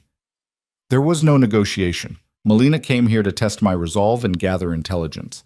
You showed him exactly what he needed to know, that you're valuable to me and under my protection, which means he'll either back off or escalate. Adrian's jaw tightened. We need to be ready for either option. Marcus was already on his phone, issuing rapid instructions. Doubling security at all primary locations. I want eyes on Molina's operations 24/7. If he sneezes wrong, I want documentation. Maris sank into her chair, her hands trembling. She'd just confronted a crime boss who'd tried to have her kidnapped, exposed his conspiracy in front of witnesses, and forced Adrian into a position where backing down would show weakness. Her psychology professors would be horrified, or fascinated, possibly both. The last 2 meetings are postponed, Adrian decided. After that confrontation, we need to reassess security before proceeding. Smart, Marcus agreed. Give me 4 hours to shore up protocols. Adrian nodded, then turned to Maris. You need a break, and we need to talk about operational boundaries. They retreated to his study, the door closed against the controlled chaos of security preparations. Adrian poured whiskey despite the early hour, pressing a glass into Maris's hands. You can't do that again, he said without preamble. I know. I'm sorry. Let me finish. Adrian sat across from her, his expression serious. You can't expose strategic insights in front of hostile parties without giving me warning first. In this case, it worked because Molina was already committed to his play. But if you'd been wrong, or if he'd had time to adjust his approach, we could have lost critical advantage. Maris absorbed the criticism, recognizing its validity. You're right. I should have signaled you first, but your analysis was perfect. Molina and Garrett were absolutely working together, which means when we take down Molina's operation, we'll find evidence linking him to multiple betrayals. Adrian swirled his whiskey. You've just given us the roadmap for destroying one of my biggest competitors. The casual way he discussed destroying someone's criminal empire made Maris's head spin. This is insane. A week ago I was studying for exams and complaining about tips. Now I'm helping plan strategic takedowns of organized crime figures. You're also alive, which you wouldn't be if you'd stayed in your apartment pretending this world didn't exist. Adrian's voice softened. I know this isn't what you chose, but you're adapting better than anyone I've ever brought into this life. Maybe that says something disturbing about me. Or maybe it says you were always capable of more than pouring drinks and being invisible. Adrian leaned forward. You have a gift, Maris. The ability to see patterns, read people, understand systems most people never notice. In your world, that made you a good psychology student. In mine, it makes you dangerous. Dangerous to who? To people who rely on deception, to competitors who think they can manipulate situations, to anyone who underestimates you. Adrian's gaze held hers, including me, sometimes. The admission surprised her. You're not afraid I'll betray you? Terrified. But I'm more afraid of what happens if I don't use every available resource to survive what's coming. Molina won't back down. He's committed now, and men like him don't accept defeat gracefully. Maris understood what he wasn't saying. She'd made herself a target by speaking up, by demonstrating value beyond decoration. Molina would see her as both leverage and threat, something to be acquired or eliminated. So what happens now? She asked. Now we go on offense. We've been reactive since Garrett's betrayal, trying to identify compromises and shore up defenses. But defense only works if your opponent eventually makes a mistake. Molina won't. He's too experienced. Then we force him into a mistake. Adrian smiled, the expression containing genuine warmth for the first time since she'd met him. Exactly. We feed him information that looks valuable, but leads him into a trap, and you're going to help me design it. They spent the next 2 hours constructing an intelligence operation that felt like playing chess with human lives. The goal was simple: make Molina believe Adrian's shipping operations were vulnerable during a specific window, encourage an attempted takeover, and document everything for both criminal elimination and legal prosecution. We can't just kill him, Adrian explained at Maris's questioning look. That starts wars, destabilizes territories, creates power vacuums that attract worse problems. Better to destroy him systematically, break his operations, turn his allies, expose him to authorities who'll cage him for decades. That's surprisingly civilized for organized crime. I didn't build this empire by being unnecessarily violent. Violence is expensive, attracts attention, and creates enemies. Strategic destruction is cleaner. Adrian pulled up files on his tablet. Molina has 3 primary revenue streams: protection rackets, trafficking, and smuggling. We're going to collapse all 3 simultaneously. Maris studied the operational breakdown, her mind automatically cataloging vulnerabilities. His protection rackets depend on fear. If we demonstrate he can't protect his own operations, his clients will stop paying. And his trafficking operations require corrupt officials who look the other way. If we expose those officials, the whole network collapses. Maris felt the pieces clicking together. But we need evidence. Hard documentation that connects Molina directly to illegal activities, which we'll get when he tries to take over my shipping routes. Adrian's expression turned predatory. We set up a fake vulnerability, wait for him to exploit it, and document everything: his people, his methods, his direct orders. Then we hand it all to the FBI with a bow. It was brilliant and brutal. Maris should have been horrified at her enthusiasm for destroying a human being's life work. Instead, she felt energized, her analytical mind already refining the strategy. We need to make the vulnerability believable, she said. Something that matches the intelligence he's already gathered. What does he think he knows about your operations? Adrian pulled up surveillance reports, counterintelligence assessments, data stolen from compromised contacts. Together, they built a profile of what Melina believed about Adrian's organization: strengths, weaknesses, patterns, vulnerabilities. He thinks you're overextended after Garrett's betrayal, Maris observed, stretched thin trying to secure too many operations simultaneously. If we reinforce that belief, he'll commit resources to striking where I appear weakest, which will actually be where I'm strongest. Adrian made notes. Marcus can position our best security as apparent vulnerability, make it look like skeleton crews, and reduce surveillance. They refined the plan over the next hour, each iteration becoming more sophisticated. Maris found herself contributing insights that came from her psychology background: how to manipulate Melina's cognitive biases, what information would bypass his skepticism, how to make the trap irresistible. "You're enjoying this?" Adrian said, not quite a question. Maris paused, examining her own reactions with the clinical detachment she'd learned in training. He was right. The intellectual challenge, the strategic complexity, the sense of wielding real power. It activated something in her that academic work never had. "Does that make me a terrible person?" she asked. "It makes you honest. Most people refuse to acknowledge they're capable of ruthlessness. You're at least examining it consciously." Adrian closed his tablet. "The question isn't whether you're capable of this work. It's whether you can live with being capable." Maris didn't have an answer. A week ago, her biggest moral dilemma had been whether to report a classmate for plagiarism. Now she was planning the systematic destruction of a criminal organization, using psychological manipulation to engineer someone's downfall. The person she'd been would have been horrified. The person she was becoming felt grimly satisfied. "We implement the plan starting tomorrow," Adrian decided. "Tonight, you rest. You've done enough for one day." But rest proved impossible. Maris's mind churned through scenarios, refining strategies, identifying potential failures. Around 8 p.m., Marcus knocked with dinner and a concerned expression. "You need to eat and sleep. This level of operational planning isn't sustainable without breaks." "I'm fine." "You're running on adrenaline and intellectual stimulation. Trust me, I've seen it before. It feels sustainable until you crash." Marcus set down the tray. "Eat. Then we're doing something that doesn't involve criminal strategy." "Like what?"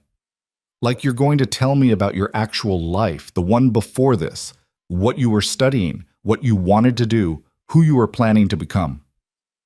The request caught Maris off guard.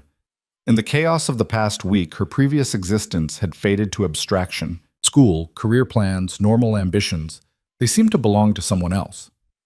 "I was getting my master's in psychology," she said slowly. "Clinical focus, specializing in trauma therapy. I wanted to work with survivors of violence, help people rebuild after crisis." Marcus absorbed this with an unreadable expression. "And now you're here helping plan violence instead of healing from it. I know how it looks. How does it look to you?" Maris considered the question seriously. "Like I'm using the same skills for different outcomes. Understanding trauma requires understanding how people break. Understanding how people break means understanding how to break them. The methodology isn't that different. That's a rationalization." "I know," Maris met his gaze. "But it's also true. I'm good at this, Marcus. Disturbingly good. And part of me has been waiting my entire life to find something I'm actually exceptional at, instead of just competent." Marcus sat back, studying her with the same analytical intensity she'd learned to recognize in Adrian. "You understand what you're risking? The person you were, the life you planned, the version of yourself that believed in rules and ethics. You're killing her, slowly, one compromise at a time. Or I'm discovering who I actually am instead of who I thought I should be." Maris pushed food around her plate. "Maybe the person I was before was the compromise. The safe version, the acceptable version. This might be more honest." "Honest doesn't mean healthy." "Neither does safe." They sat in silence for a long moment, the weight of truth settling between them. Finally, Marcus stood, collecting the barely touched dinner. "Get some sleep, Miss Carter. Tomorrow we start building the trap. And once we do, there's no going back. Make sure you're ready for that." After he left, Maris stood at the windows overlooking Chicago, the city lights spreading to the horizon like constellations. Somewhere down there, Molina was planning his next move. Garrett was calculating his survival. Other enemies she didn't even know about were watching, waiting, looking for weakness.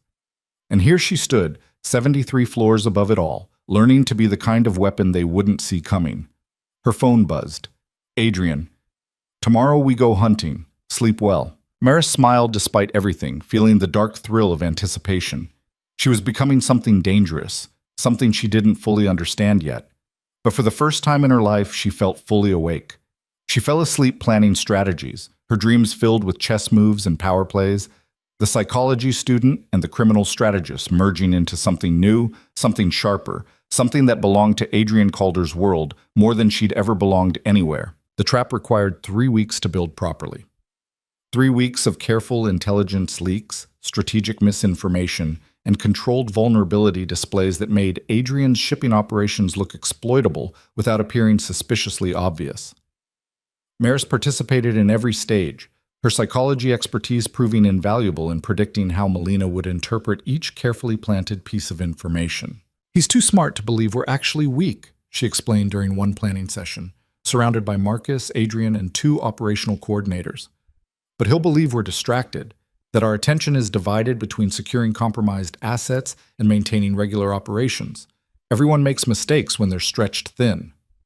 Adrian nodded, his expression thoughtful as he studied the deployment map spread across the conference table. "So we give him multiple apparent opportunities, each one plausible, forcing him to choose which vulnerability to exploit.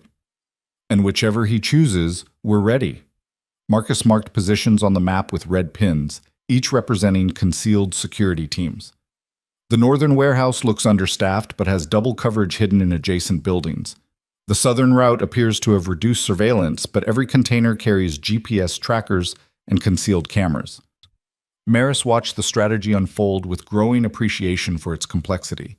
They weren't just setting one trap, they were creating an entire ecosystem of false vulnerabilities, any of which could catch Molina if he moved against them. The sophistication reminded her of behavioral experiments, manipulating variables to produce predictable outcomes. "What about Torres?" she asked. "Have we confirmed his involvement?" "Completely." Adrian pulled up surveillance footage showing James Park's supervisor meeting with known Molina associates. "He's been feeding information to Molina for at least 8 months, possibly longer. We're letting him continue for now.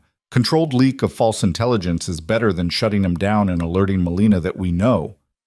The casual way they discussed using Torres as an unwitting double agent made Maris's head spin. These weren't abstract strategic principles anymore. They were real people being manipulated, their choices engineered, their futures determined by decisions made in this room. "You're thinking too much," Adrian said, catching her expression. "I can see it on your face." "I'm thinking about the ethics of what we're doing, using people without their knowledge. Torres chose to betray us for money. We're simply using his greed against him." Adrian's voice held no sympathy. "In this world, everyone makes choices. Some lead to power, some to prison, some to worse. Torres chose poorly. We're just accelerating the consequences." Marcus cleared his throat. "Molina is moving faster than projected. Our intelligence suggests he's planning something within the next 72 hours. The room went still. 72 hours meant the trap would spring ahead of schedule, with less preparation time than they'd planned. Adrian's jaw tightened, his mind visibly calculating adjusted timelines. "What triggered the acceleration?" Maris asked. "Unknown. Either he's getting pressure from his own organization to show results, or he's received intelligence suggesting our window of vulnerability is closing." Marcus pulled up communication intercepts. His people have been unusually active the past 48 hours. Increased chatter, asset repositioning, financial movements that suggest imminent action. Adrian stood, pacing to the windows with the restless energy Maris had learned meant his mind was working through scenarios at high speed. If he moves in 72 hours, which target will he choose? Maris studied the map, applying everything she'd learned about Molina's psychology. He was ambitious but cautious, aggressive but calculating. Given limited time, he'd choose the target that offered maximum gain with acceptable risk. "The northern warehouse," she said with sudden certainty. "It's the highest value target with apparent vulnerability. The shipping manifests we leaked through Torres show valuable inventory arriving Thursday night. Melina would see it as worth the risk. I agree. Marcus was already adjusting positions on the map. We fortify northern operations, pull resources from the other targets to create genuine vulnerability elsewhere.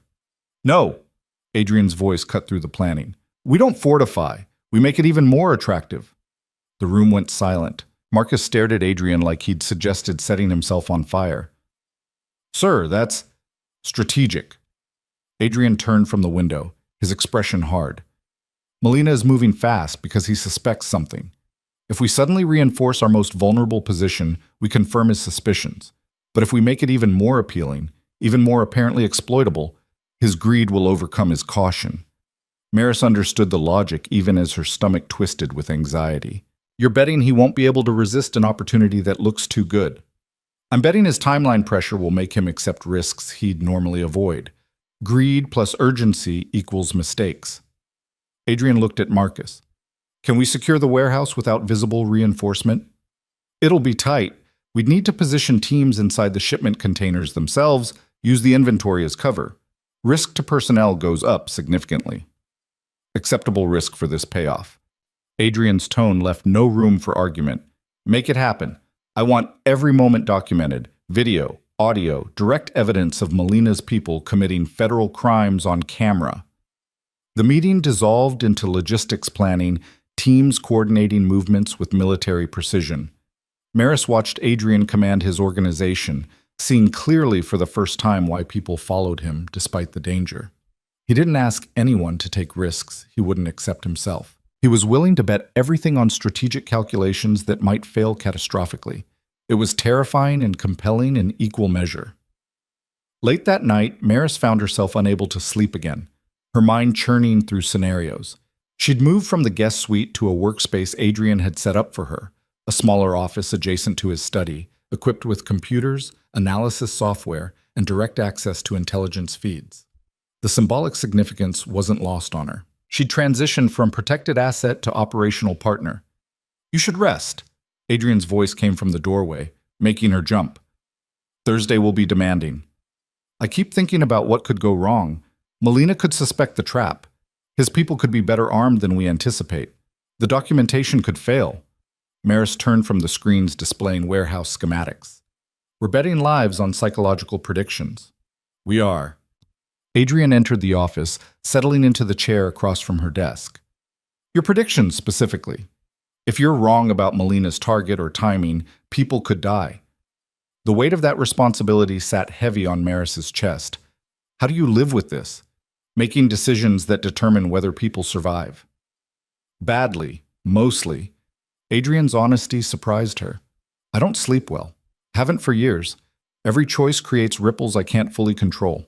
But inaction also creates consequences, usually worse ones. So I make the best calculations I can and live with the outcomes. Maris studied him in the dim office lighting, seeing past the controlled exterior to the exhaustion underneath. Do you ever regret it? Building this empire, living this life. Every day. The admission came quiet, almost vulnerable. But regret doesn't change anything. I am who I am. This is what I built. The only choice is whether to defend it effectively or watch it collapse. You could walk away, leave this world, start over somewhere else. Adrian's laugh held no humor. People like me don't get to start over. Our past follows us, demanding payment. The only direction is forward, through whatever comes next. He leaned forward, his dark eyes intense. But you're different. When this is finished, when Melina is neutralized and the organization is secure, you could still walk away. Return to your studies, your normal life. Forget this ever happened. Maris wanted to agree, to confirm that she was just passing through this world temporarily. But the words wouldn't come. 3 weeks ago, she might have believed escape was possible. Now, after planning strategic operations and wielding real power, after discovering capabilities she hadn't known she possessed, the idea of returning to lecture halls and case studies felt like trying to fit into clothes she'd outgrown. What if I don't want to forget? The question escaped before she could stop it. Adrian went very still. Then you need to understand what that means, not as an abstract concept, but as a concrete reality. This world doesn't have retirement plans. People who enter it either rise to positions of power or get crushed by those who do. There's no comfortable middle ground. What if I want to rise? The silence stretched between them, heavy with implications neither seemed ready to voice. Finally, Adrian stood, moving to the windows that had become his default thinking space. If you stay, you become a target, permanently. Every enemy I make becomes your enemy. Every risk I take affects your safety.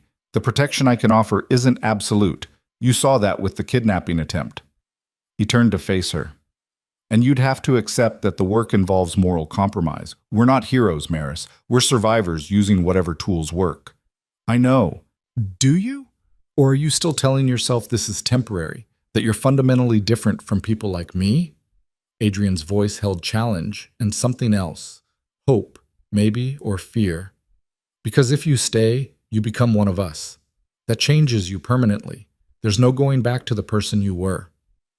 Maris stood, crossing to where he waited by the windows. The city sprawled below them, millions of lives intersecting in patterns too complex to fully comprehend. She'd been one of those invisible lives a month ago, struggling and striving and ultimately insignificant in the grand machinery of the world. Maybe I don't want to go back. Maybe that person was never who I was supposed to be, just who I thought I had to be to fit in. She met his gaze directly. You said I was dangerous to people who rely on deception. What if I want to be dangerous? What if that's more honest than pretending to be harmless? Adrian's expression shifted through emotions too quick to catalog. You understand what you're saying? I understand I'm good at this, better than I've ever been at anything. I understand I feel more alive planning strategic operations than I ever did studying theory. Maris's voice strengthened with conviction. I understand that you gave me a choice about staying until the threat passed. Now I'm making a different choice about who I want to become. For a long moment, Adrian said nothing. Then slowly, carefully, he reached out and cupped her face in his hands, his touch gentle despite the calluses. This isn't gratitude or Stockholm Syndrome talking? You're choosing this freely? As freely as any choice gets made in your world. Maris allowed herself to lean into his touch. I see the costs. I understand the risks, and I'm choosing it anyway. Adrian kissed her then, and it was nothing like the claiming kiss in the bar that had started this entire cascade. This was question and answer, offer and acceptance, two people acknowledging something that had been building since she'd first agreed to stay. When they broke apart, both breathing hard, Adrian rested his forehead against hers. If we do this, I can't promise safety. I can't promise happy endings. All I can offer is partnership in surviving whatever comes. That's more honesty than most people get. Maris smiled despite the gravity. When do we stop pretending this is temporary? Right now. Adrian stepped back, his expression shifting to something more businesslike, even as warmth lingered in his eyes. Starting tomorrow, you're not just advising on operations, you're part of them. Full operational clearance, access to all intelligence, voice in strategic decisions. And the trap? You'll be on site, coordinating from the mobile command center. I want your eyes on everything as it unfolds. Adrian's jaw tightened. If something goes wrong, if Melina deviates from predictions, you'll be the first to recognize the pattern shift. The trust implicit in that statement made Maris's chest tight. Adrian was betting his organization's survival on her abilities, putting his people's lives in her hands. The responsibility should have terrified her. Instead, it felt like recognition, like finally being seen for what she actually was instead of what she appeared to be. Thursday arrived with the kind of perfect autumn weather that seemed designed to mock the violence being planned. Maris dressed in tactical black, her hair pulled back severely, a communications earpiece fitted professionally by one of Marcus's team. She looked like someone who belonged in Adrian's world now. No trace of the struggling bartender remained. The mobile command center turned out to be a modified van parked 3 blocks from the northern warehouse, packed with surveillance equipment and direct feeds from concealed cameras throughout the facility. Marcus commanded the operation with quiet efficiency, coordinating 12 security teams positioned in and around the target. Melina's people are moving, one of the surveillance operators reported. 3 vehicles approaching from the south, 2 from the east, consistent with assault team deployment. Maris studied the screens showing multiple angles of the warehouse. The containers that had arrived yesterday sat in neat rows, each one actually containing armed security teams instead of the valuable electronics the manifest claimed. The loading dock appeared deserted, maintenance lighting providing just enough visibility to seem careless rather than calculated. "They're doing a perimeter check first," she observed, watching figures move through the exterior shadows. "Professional approach. Melina sent experienced people." "Good." Adrian's voice came through the comms from his position at the secondary command location. "We want this documented by professionals who know what they're doing. Makes the evidence more credible." The assault team spent 20 minutes probing security, testing locks, checking for guards. Finding nothing that raised immediate alarms, they finally committed, 6 figures moving through the poorly secured loading dock entrance with practiced ease. "Let them get to the containers," Marcus ordered quietly. "We need them actually attempting theft before we spring it." Maris watched the team spread through the warehouse, their communications intercepted and recorded by the sophisticated equipment surrounding her. They were discussing which containers to hit first, how much they could transport, what route would be safest for extraction. Every word documented, every face captured on high-definition video, evidence piling up in real time. "Something's wrong," Maris said suddenly, her instincts flaring. "They're too relaxed. This should feel like a high-risk operation, but they're acting like it's routine." Marcus's expression sharpened. "Explain." "Look at their body language. No tension, no heightened alertness. They're not behaving like people stealing from Adrian Calder." Maris's mind raced through implications. "They think they have permission, or protection, or—" "It's a test," Adrian's voice cut through, sharp with realization. "Melina sent them to confirm our vulnerability is real. The actual assault team is waiting for their report." Marcus swore viciously. "If we spring the trap on these scouts, the real team never shows. We lose our chance." Maris watched the screens, her strategic training warring with instinct. "But if we let them leave successfully, Melina knows the warehouse is vulnerable. He'll hit it with full force, and we might not have time to reposition for the real assault." "We need them to report partial success," Adrian decided. "They get enough to confirm vulnerability, but encounter enough resistance to make Melina commit everything to overwhelming it." "How?" Marcus demanded. Maris's mind clicked through scenarios, behavioral predictions flowing faster than conscious thought. Silent alarm. Make them think they triggered warehouse security accidentally. They flee with partial intelligence, report that the target is vulnerable but not completely undefended. Melina will interpret that as confirmation, send everything he has to overcome what he thinks is our actual security. "When does he move after receiving that report?" Adrian asked. "Tonight, maybe tomorrow night at latest. He's already operating on an accelerated timeline. Partial success will make him aggressive, not cautious." Marcus was already issuing orders, security teams repositioning, modified plans flowing through the command structure.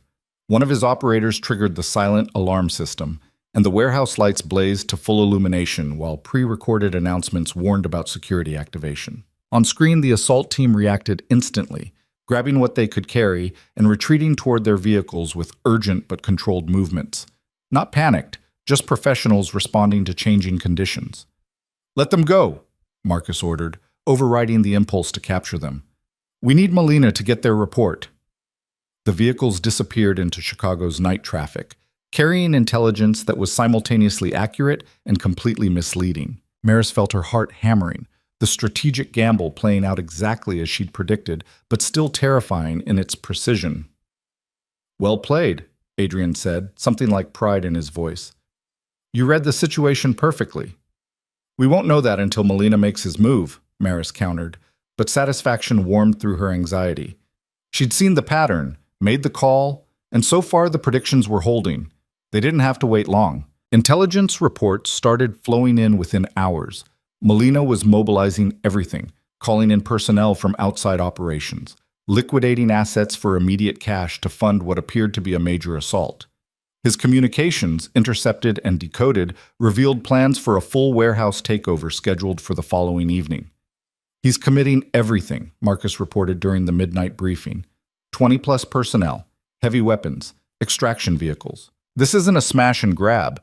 He's planning to occupy the facility and strip it completely." Adrian studied the intelligence with cold focus. "Then we let him. Full documentation, complete evidence package. When we're done, The FBI will have everything they need to dismantle his entire organization. Maris spent the next 24 hours in a state of controlled tension, reviewing plans, checking contingencies, running scenarios until her eyes burned with fatigue. Adrian worked beside her, his presence simultaneously steadying and complicating. Their professional partnership now layered with personal connection, neither had time to properly explore. After tomorrow, Adrian said during a rare quiet moment, everything changes. Either we break Melina completely, or we're at war. There's no middle outcome. I know. Maris didn't look up from the deployment schedules she was reviewing. We've built a good trap. The variables are controlled as much as they can be. Variables in human behavior are never fully controlled. People surprise you. Adrian moved behind her, his hand settling on her shoulders, kneading the tension there. You surprise me constantly. A month ago you were bartending. Now you're coordinating a major law enforcement operation disguised as criminal activity. Your world moves fast. My world consumes people. The fact that you're not just surviving but thriving is remarkable. His hand stilled. After this is over, we should discuss what comes next. For us, for your role, for how this partnership works long term. Maris turned to face him, seeing vulnerability beneath his usual control. You're worried I'll change my mind. Decide this life isn't what I want after seeing the violence tomorrow might bring. It's possible. Intellectual strategy is different from witnessing actual consequences. I'm not naive, Adrian. I know what we're doing results in real harm to real people. I've made my peace with that. Maris stood, closing the distance between them. Or I'm lying to myself about having made peace with it. Either way, I'm committed to seeing this through. He kissed her then, fierce and possessive, the careful control slipping to reveal the intensity underneath. When they broke apart, his expression had shifted to something harder, more determined. Then let's finish this. Friday evening arrived with storm clouds building on the horizon, the weather matching the tension crackling through the command center. Every screen showed different angles of the warehouse, now genuinely understaffed to sell the vulnerability while hidden teams waited in containers and concealed positions throughout the facility. Melina's assault force arrived exactly on schedule, 3 times the size of the scout team, armed with weapons that made Marcus whistle low and impressed. They moved with military precision, overwhelming the skeleton security crew in minutes, securing the facility with brutal efficiency.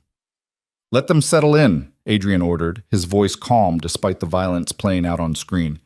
We need them committed, confident they've won. Maris watched Melina's people spread through the warehouse, beginning the systematic looting of containers they believed held valuable electronics. The operation was professional, organized, everything they needed it to be for the evidence to hold up in court. Melina himself is here, one of the surveillance operators reported, highlighting a figure directing operations from a mobile command position. He's personally overseeing the theft. Perfect. The man himself on camera, directly participating in federal crimes, his face clearly visible and his orders being recorded. Everything they needed to destroy him was being documented in real time. How long do we wait? Marcus asked, his hand hovering over the signal to spring the trap. Maris studied the screens, watching patterns of movement, timing the operation's flow. Another 5 minutes. We want them deep in the containers when we move, harder to retreat, easier to surround.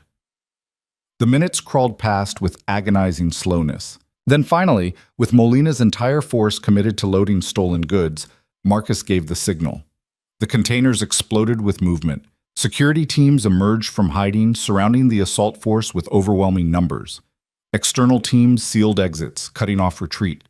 Lights blazed to full intensity while announcements blared through speakers, ordering everyone to drop their weapons.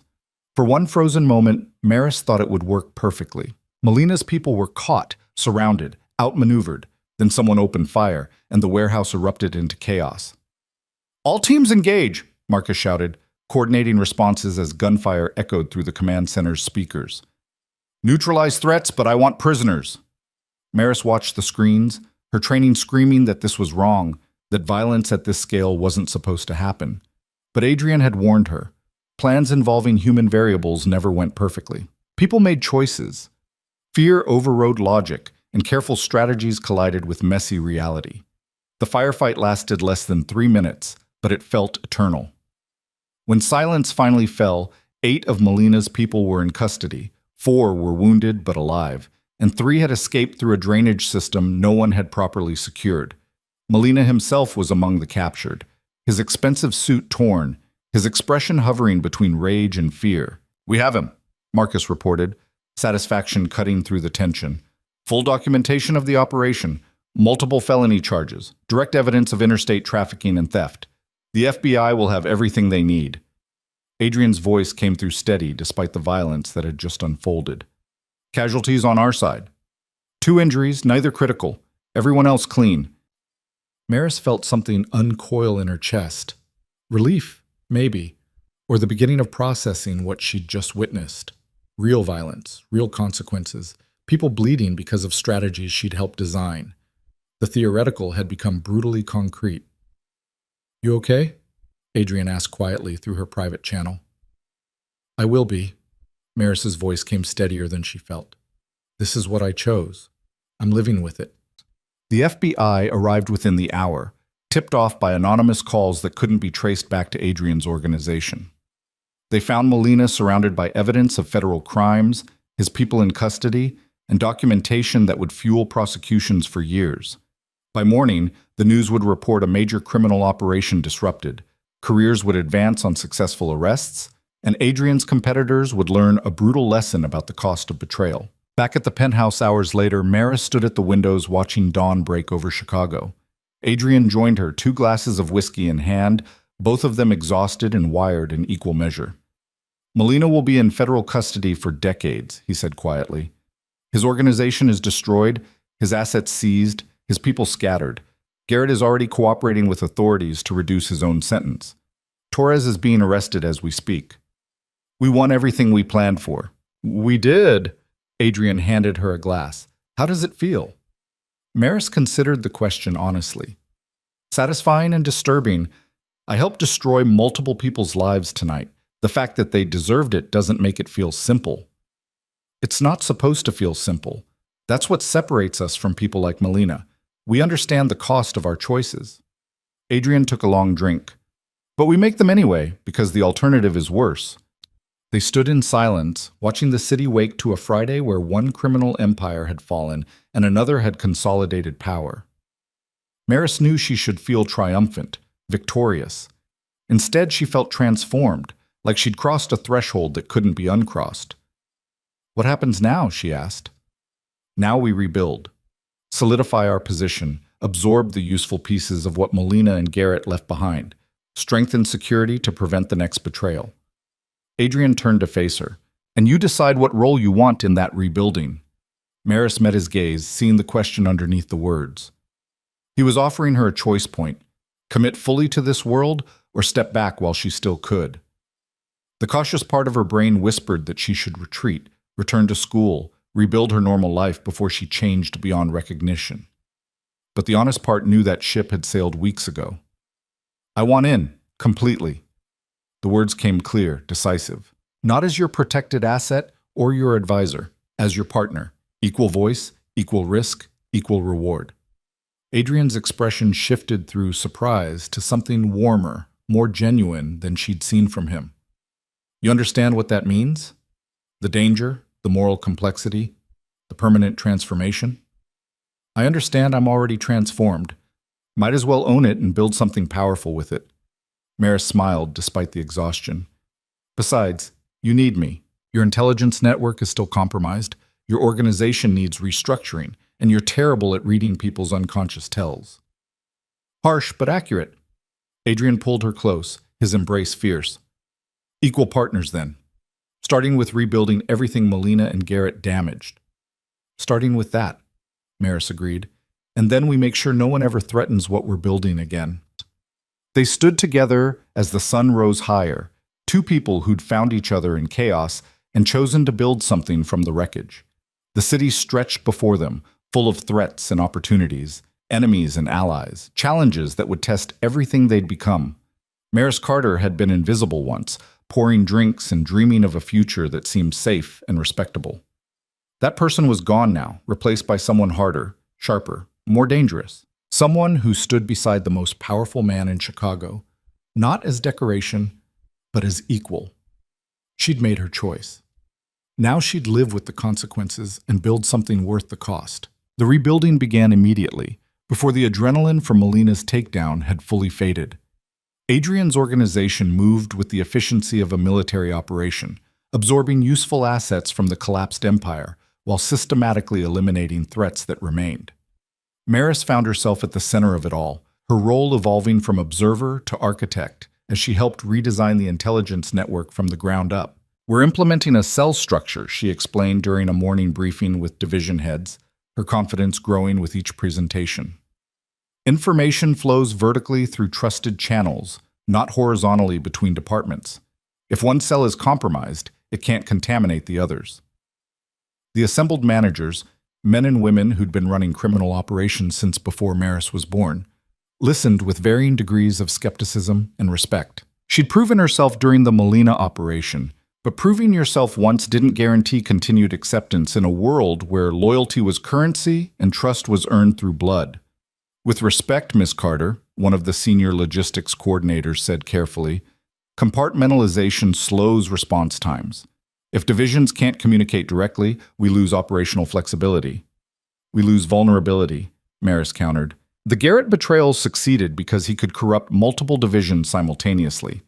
Under the new structure, compromising one cell gives an enemy access to exactly one operational stream: limited damage, contained exposure."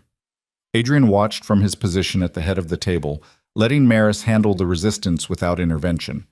This was her test, whether she could command authority based on competence rather than proximity to power. "What about emergency situations?" another manager asked. "If we can't coordinate across divisions, how do we respond to immediate threats?" "Emergency protocols bypass the cell structure through encrypted channels that require dual authentication, both division head and central command approval." Maris pulled up the system architecture on the main display. "Response time increases by approximately 90 seconds. Security improvement is measured in preventing catastrophic organizational collapse." The room fell silent as the managers processed the trade-off: 90 seconds of delay versus protection against total betrayal. Marcus nodded slowly, his expression thoughtful. "The math works," he said. "We've gotten sloppy, prioritizing speed over security. Recent events proved that was a mistake." Other heads began nodding, consensus building through the ranks. Maris felt a small thrill of victory. She'd won them over through logic and evidence, not intimidation or Adrian's authority. "Implementation begins immediately," Adrian said, his tone making it clear the discussion phase was over. "Miss Carter will coordinate the transition. You report to her on all security protocol updates." The managers filed out, several stopping to offer respectful nods to Maris that felt like hard-won recognition. When the room cleared, Adrian pulled her aside, his expression holding something between pride and concern. "You're becoming very good at this very quickly. That's both impressive and dangerous." "Dangerous how?" "People who rise too fast attract attention.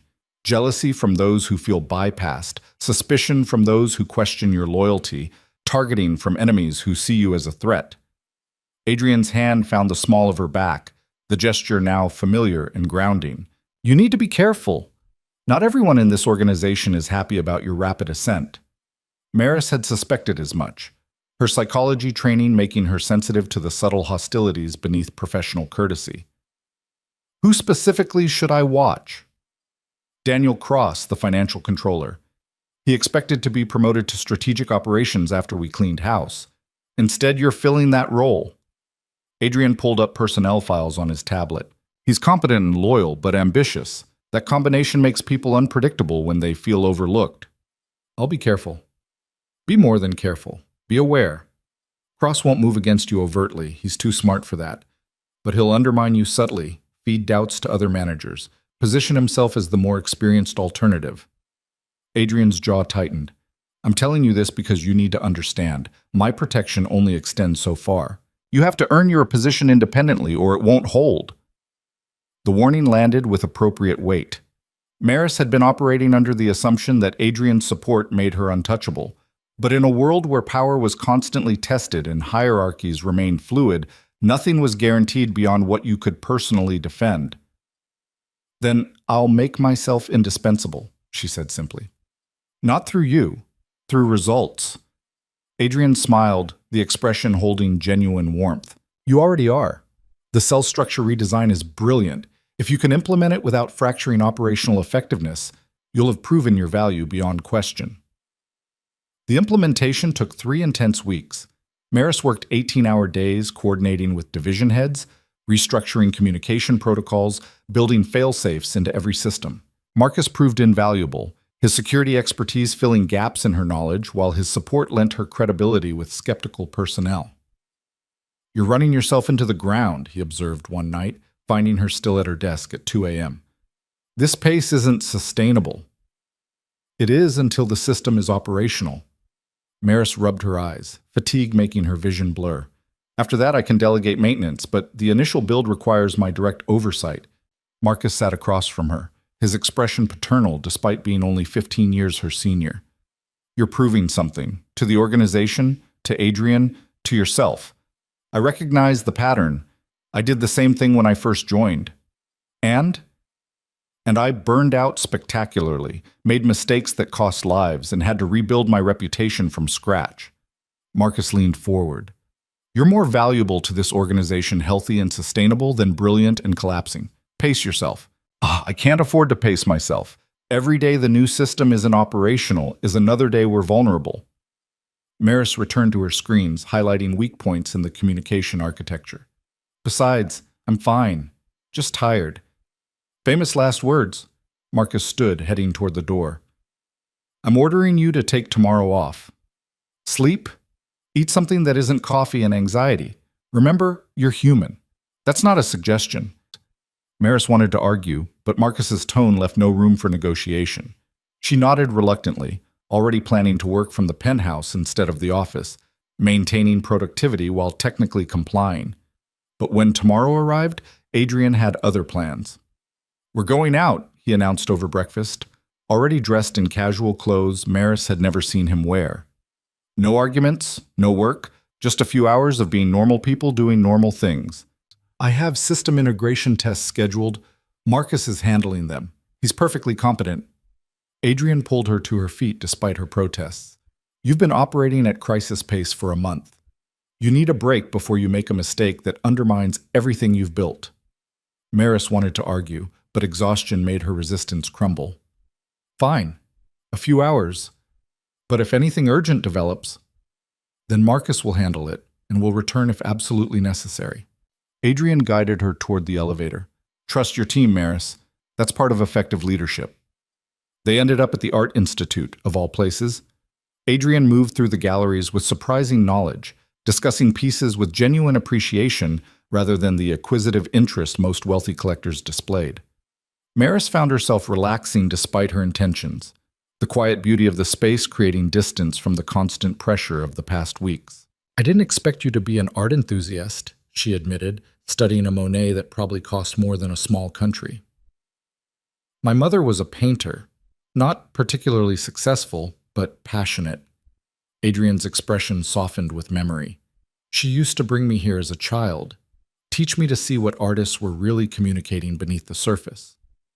It was the first personal detail about his past Adrian had volunteered. Maris found herself hungry for more, wanting to understand the path that had led from art-loving child to criminal empire builder. What happened to her?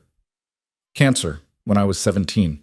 She left me enough money for college and a letter explaining that I should use my ability to read people for something meaningful. Adrian's voice carried old grief, carefully managed but still present. I'm not sure this is what she had in mind. You build structure in chaos, protect people who work for you, create order from criminal disorder. Maris touched his arm gently. Maybe that's meaningful in ways she'd understand. Adrian looked at her with something raw and unguarded. You have a gift for finding redemption in morally questionable choices. Or I'm just very good at rationalization. Maris smiled despite the weight of truth. Either way, we're here now. Might as well make it count for something. That they spent 3 hours wandering galleries, discussing art and philosophy, and everything except criminal enterprise. For a brief window, they were just two people connecting over shared interests, the complexity of their situation fading into background noise. But reality reasserted itself the moment they returned to the penthouse.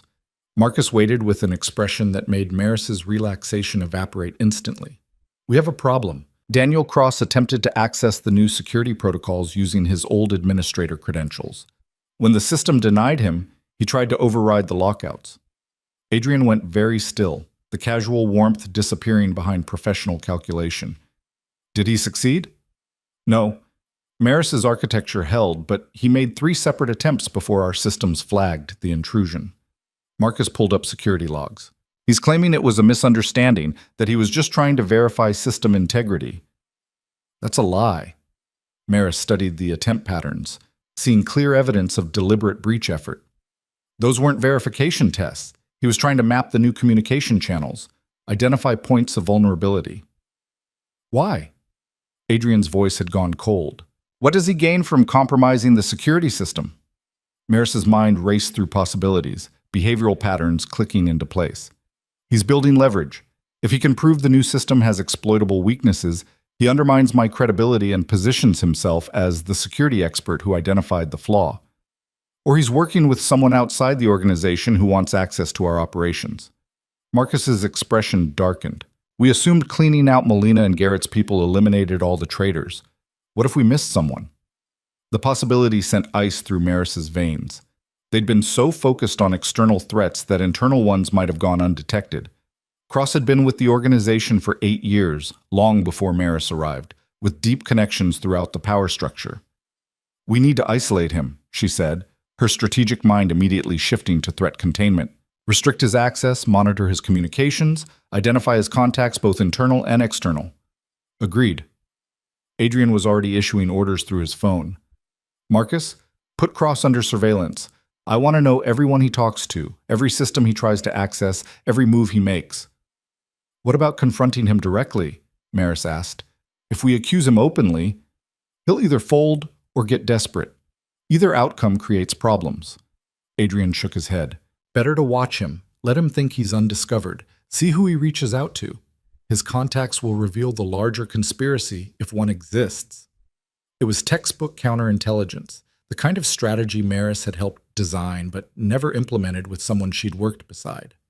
Cross had sat in her briefings, offered technical input on the new systems, smiled and nodded while apparently planning sabotage. The betrayal stung more than she'd expected. Over the next week, surveillance revealed a disturbing pattern. Cross wasn't working alone. He had 3 other financial controllers in his network, all strategically positioned to monitor cash flows and manipulate records. Together, they'd been skimming approximately 2% of revenues for 18 months, enough to accumulate serious wealth, but not enough to trigger automated fraud detection. It's sophisticated, Marcus admitted during the emergency briefing. They structured the skimming to look like acceptable variance, distributed it across enough accounts to avoid pattern recognition. If Cross hadn't panicked about losing access after the security restructure, we might never have caught them. How much have they stolen? Adrian's voice remained calm, but Maris could see the fury beneath his control. Approximately $4 million over 18 months. Marcus pulled up financial records showing the intricate theft architecture. They were planning to continue indefinitely, building retirement funds while the organization subsidized their theft. Maris studied the evidence, her analytical mind cataloging the psychological profile. They weren't planning to betray you to competitors. This was pure greed, steady theft with minimal risk. Cross only tried to access the new security protocols because he was afraid his skimming routes would be exposed during the restructure. Does that make it better or worse? Adrian asked. Worse. Molina and Garrett were enemies making strategic moves. These people were trusted personnel stealing from their own organization. Maris felt anger building, hot and righteous. They put everyone at risk for personal profit. How do you want to handle this? Marcus looked at Adrian, the question carrying weight beyond its simple phrasing. Maris knew what he was really asking. How violent would the consequences be? In the criminal world, financial betrayal often ended in permanent solutions that didn't involve courts or prisons. Adrian was silent for a long moment, his expression unreadable. Finally, we retrieve the money, document the theft comprehensively, and turn them over to federal authorities for prosecution. Marcus's eyebrows rose. Sir, that's strategic. Adrian's tone hardened. cost strategies. Killing them creates martyrs, spreads fear through the organization, attracts law enforcement attention. But public prosecution for embezzlement sends a different message. Betray us and face consequences that destroy your entire life without making you a cautionary tale. Maris felt something release in her chest. She'd been prepared for Adrian to order something harsher, and part of her had been dreading what her reaction would be. But this approach balanced justice with pragmatism in a way she could live with. Plus, it strengthens our cooperation with the FBI, she added, seeing the larger strategy. We've already given them Melina and Garrett. Adding financial criminals makes us look like we're cleaning house, actively working against corruption. That buys us operational freedom elsewhere. Exactly. Adrian looked at Marcus. Make it happen. I want them in federal custody by end of week with evidence packages that guarantee conviction. The operation proceeded with clinical efficiency. Cross and his co-conspirators were arrested during simultaneous raids, evidence presented so comprehensively that their lawyers immediately began negotiating plea deals. The organization watched the spectacle with mixed reactions, some satisfied that justice was served, others unnerved by how thoroughly their colleagues were being destroyed through legal channels, rather than traditional methods. Maris found herself at the center of the narrative. She'd designed the security system that exposed the theft, identified the behavioral patterns that revealed the conspiracy, and recommended the prosecution approach that turned criminals into cautionary examples. Her reputation within the organization shifted dramatically, from Adrian's untested partner to the strategist who'd successfully cleaned house twice. People are calling you the architect, Marcus told her one morning, his tone carrying approval. The one who builds systems that catch what everyone else misses. That's dramatic. It's accurate. You've restructured our entire security framework in 6 weeks and exposed 2 major conspiracies in the process. Marcus smiled. Whether you like it or not, you're becoming a legend in certain circles. The attention made Maris uncomfortable, but she recognized its value. Reputation was power in Adrian's world, and the reputation she was building opened doors that would otherwise remain closed. Division heads sought her input on operations. External contacts requested meetings to assess the woman who'd helped topple Melina. Even competitors sent careful overtures, testing whether she might be recruited away from Adrian's organization. You could leave, Adrian said one night, the two of them alone in his study. Start your own operation, build your own empire. Several people have already made offers. Maris looked up from the security report she'd been reviewing. Are you trying to get rid of me? I'm acknowledging that you've proven yourself capable of independence. You don't need my protection or my organization anymore. You could stand alone if you chose. Adrian's expression was carefully neutral, but she heard the question underneath, would she choose to stay? I could, Maris agreed, but I don't want to. We work well together. Your instincts for power dynamics combined with my pattern recognition create something more effective than either of us alone. Partnership. Actual partnership. Not you protecting me or me advising you, but genuine collaboration. Maris stood, crossing to where he sat by the windows. Unless you're having second thoughts about equal partnership? Never. Adrian pulled her into his lap, his arms circling her waist. But I needed to know you were staying by choice, not because you felt obligated or dependent. I'm staying because I want to build something that matters, and because somewhere in the past 6 weeks, this stopped being your world I was visiting and became our world we're creating together. Adrian kissed her, the gesture carrying gratitude and possession in equal measure. When they broke apart, his expression had shifted to something more serious. There's one more piece of unfinished business, your education. Maris had almost forgotten about her abandoned psychology degree, the academic life that seemed to belong to a different person entirely. What about it? You're 3 courses short of your master's.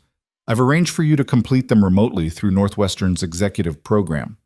Your thesis can focus on organizational behavior and strategic decision-making, research you're essentially conducting anyway. The thoughtfulness of the gesture made Maris's throat tight. You want me to finish my degree? I want you to have options, to never feel trapped by this life because you sacrificed your credentials for it. Adrian's hand cupped her face gently. You chose this world freely. I want to ensure you could choose differently if you ever wanted to. Maris understood what he was really saying, that despite everything, Despite the transformation and the violence and the moral compromises, he was trying to preserve some piece of her original self. The gesture felt like love, though neither of them had used that word yet. "Thank you," she said simply, meaning it more than words could convey. The next 3 months passed in a blur of activity. Maris completed her coursework while simultaneously restructuring Adrian's organization, her thesis evolving into a comprehensive analysis of decision-making in high-stakes environments. Her professors praised the work's sophisticated understanding of behavioral systems, never suspecting that her research subjects were criminals and her laboratory was organized crime. The security architecture she'd designed proved its worth repeatedly, catching 3 more attempted infiltrations and preventing 2 potential betrayals before they could develop. The organization stabilized under the new structure, profitable and secure in ways it hadn't been for years. And slowly, almost imperceptibly, the nature of their enterprise began shifting. Adrian started refusing contracts that involved human trafficking or severe violence, focusing instead on operations that existed in genuine gray areas: information brokering, security consulting, logistics services that were legally questionable but not morally indefensible. "You're reforming me," he said one evening, reviewing a contract proposal they'd jointly decided to decline. "I'm influencing you towards sustainability," Maris corrected. "The purely criminal approach has limited lifespan.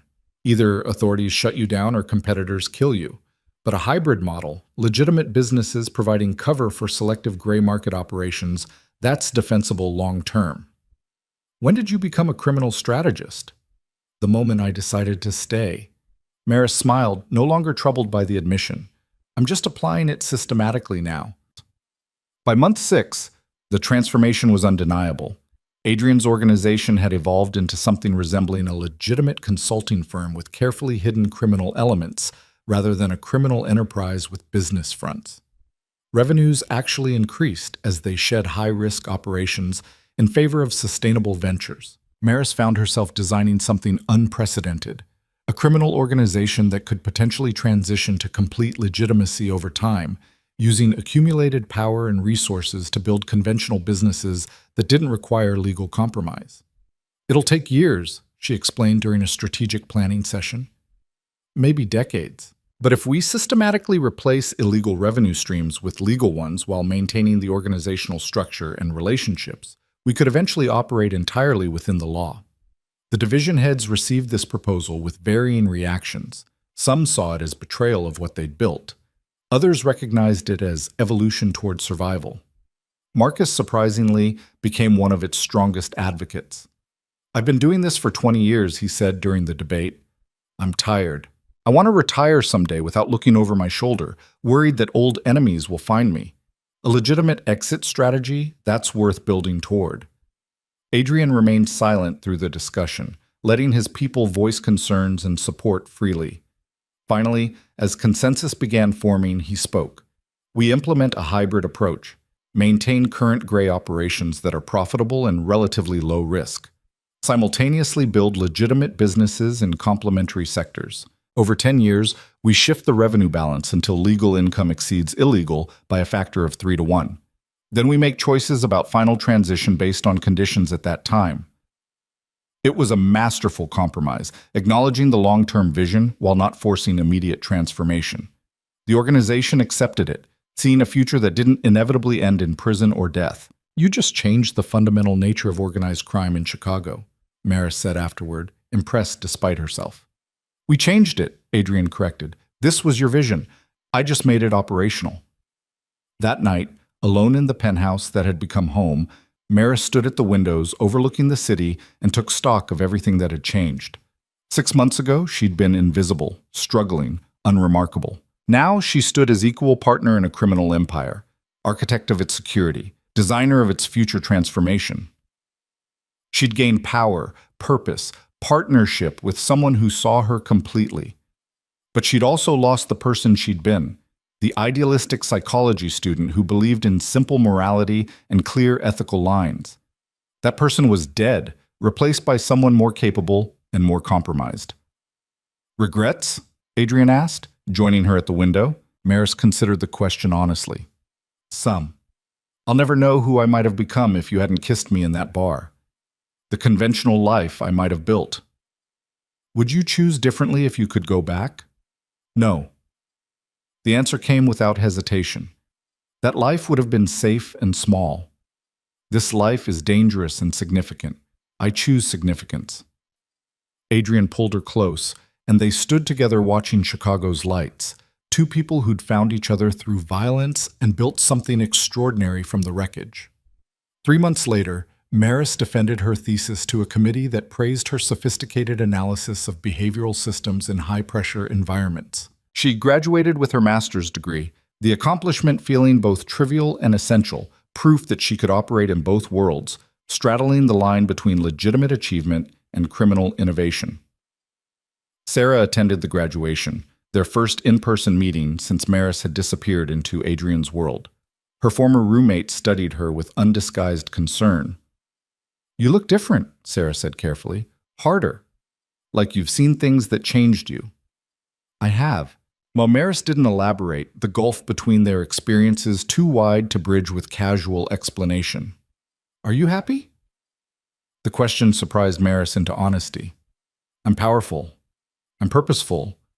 I'm building something that matters. Happy is complicated, but those things might be better."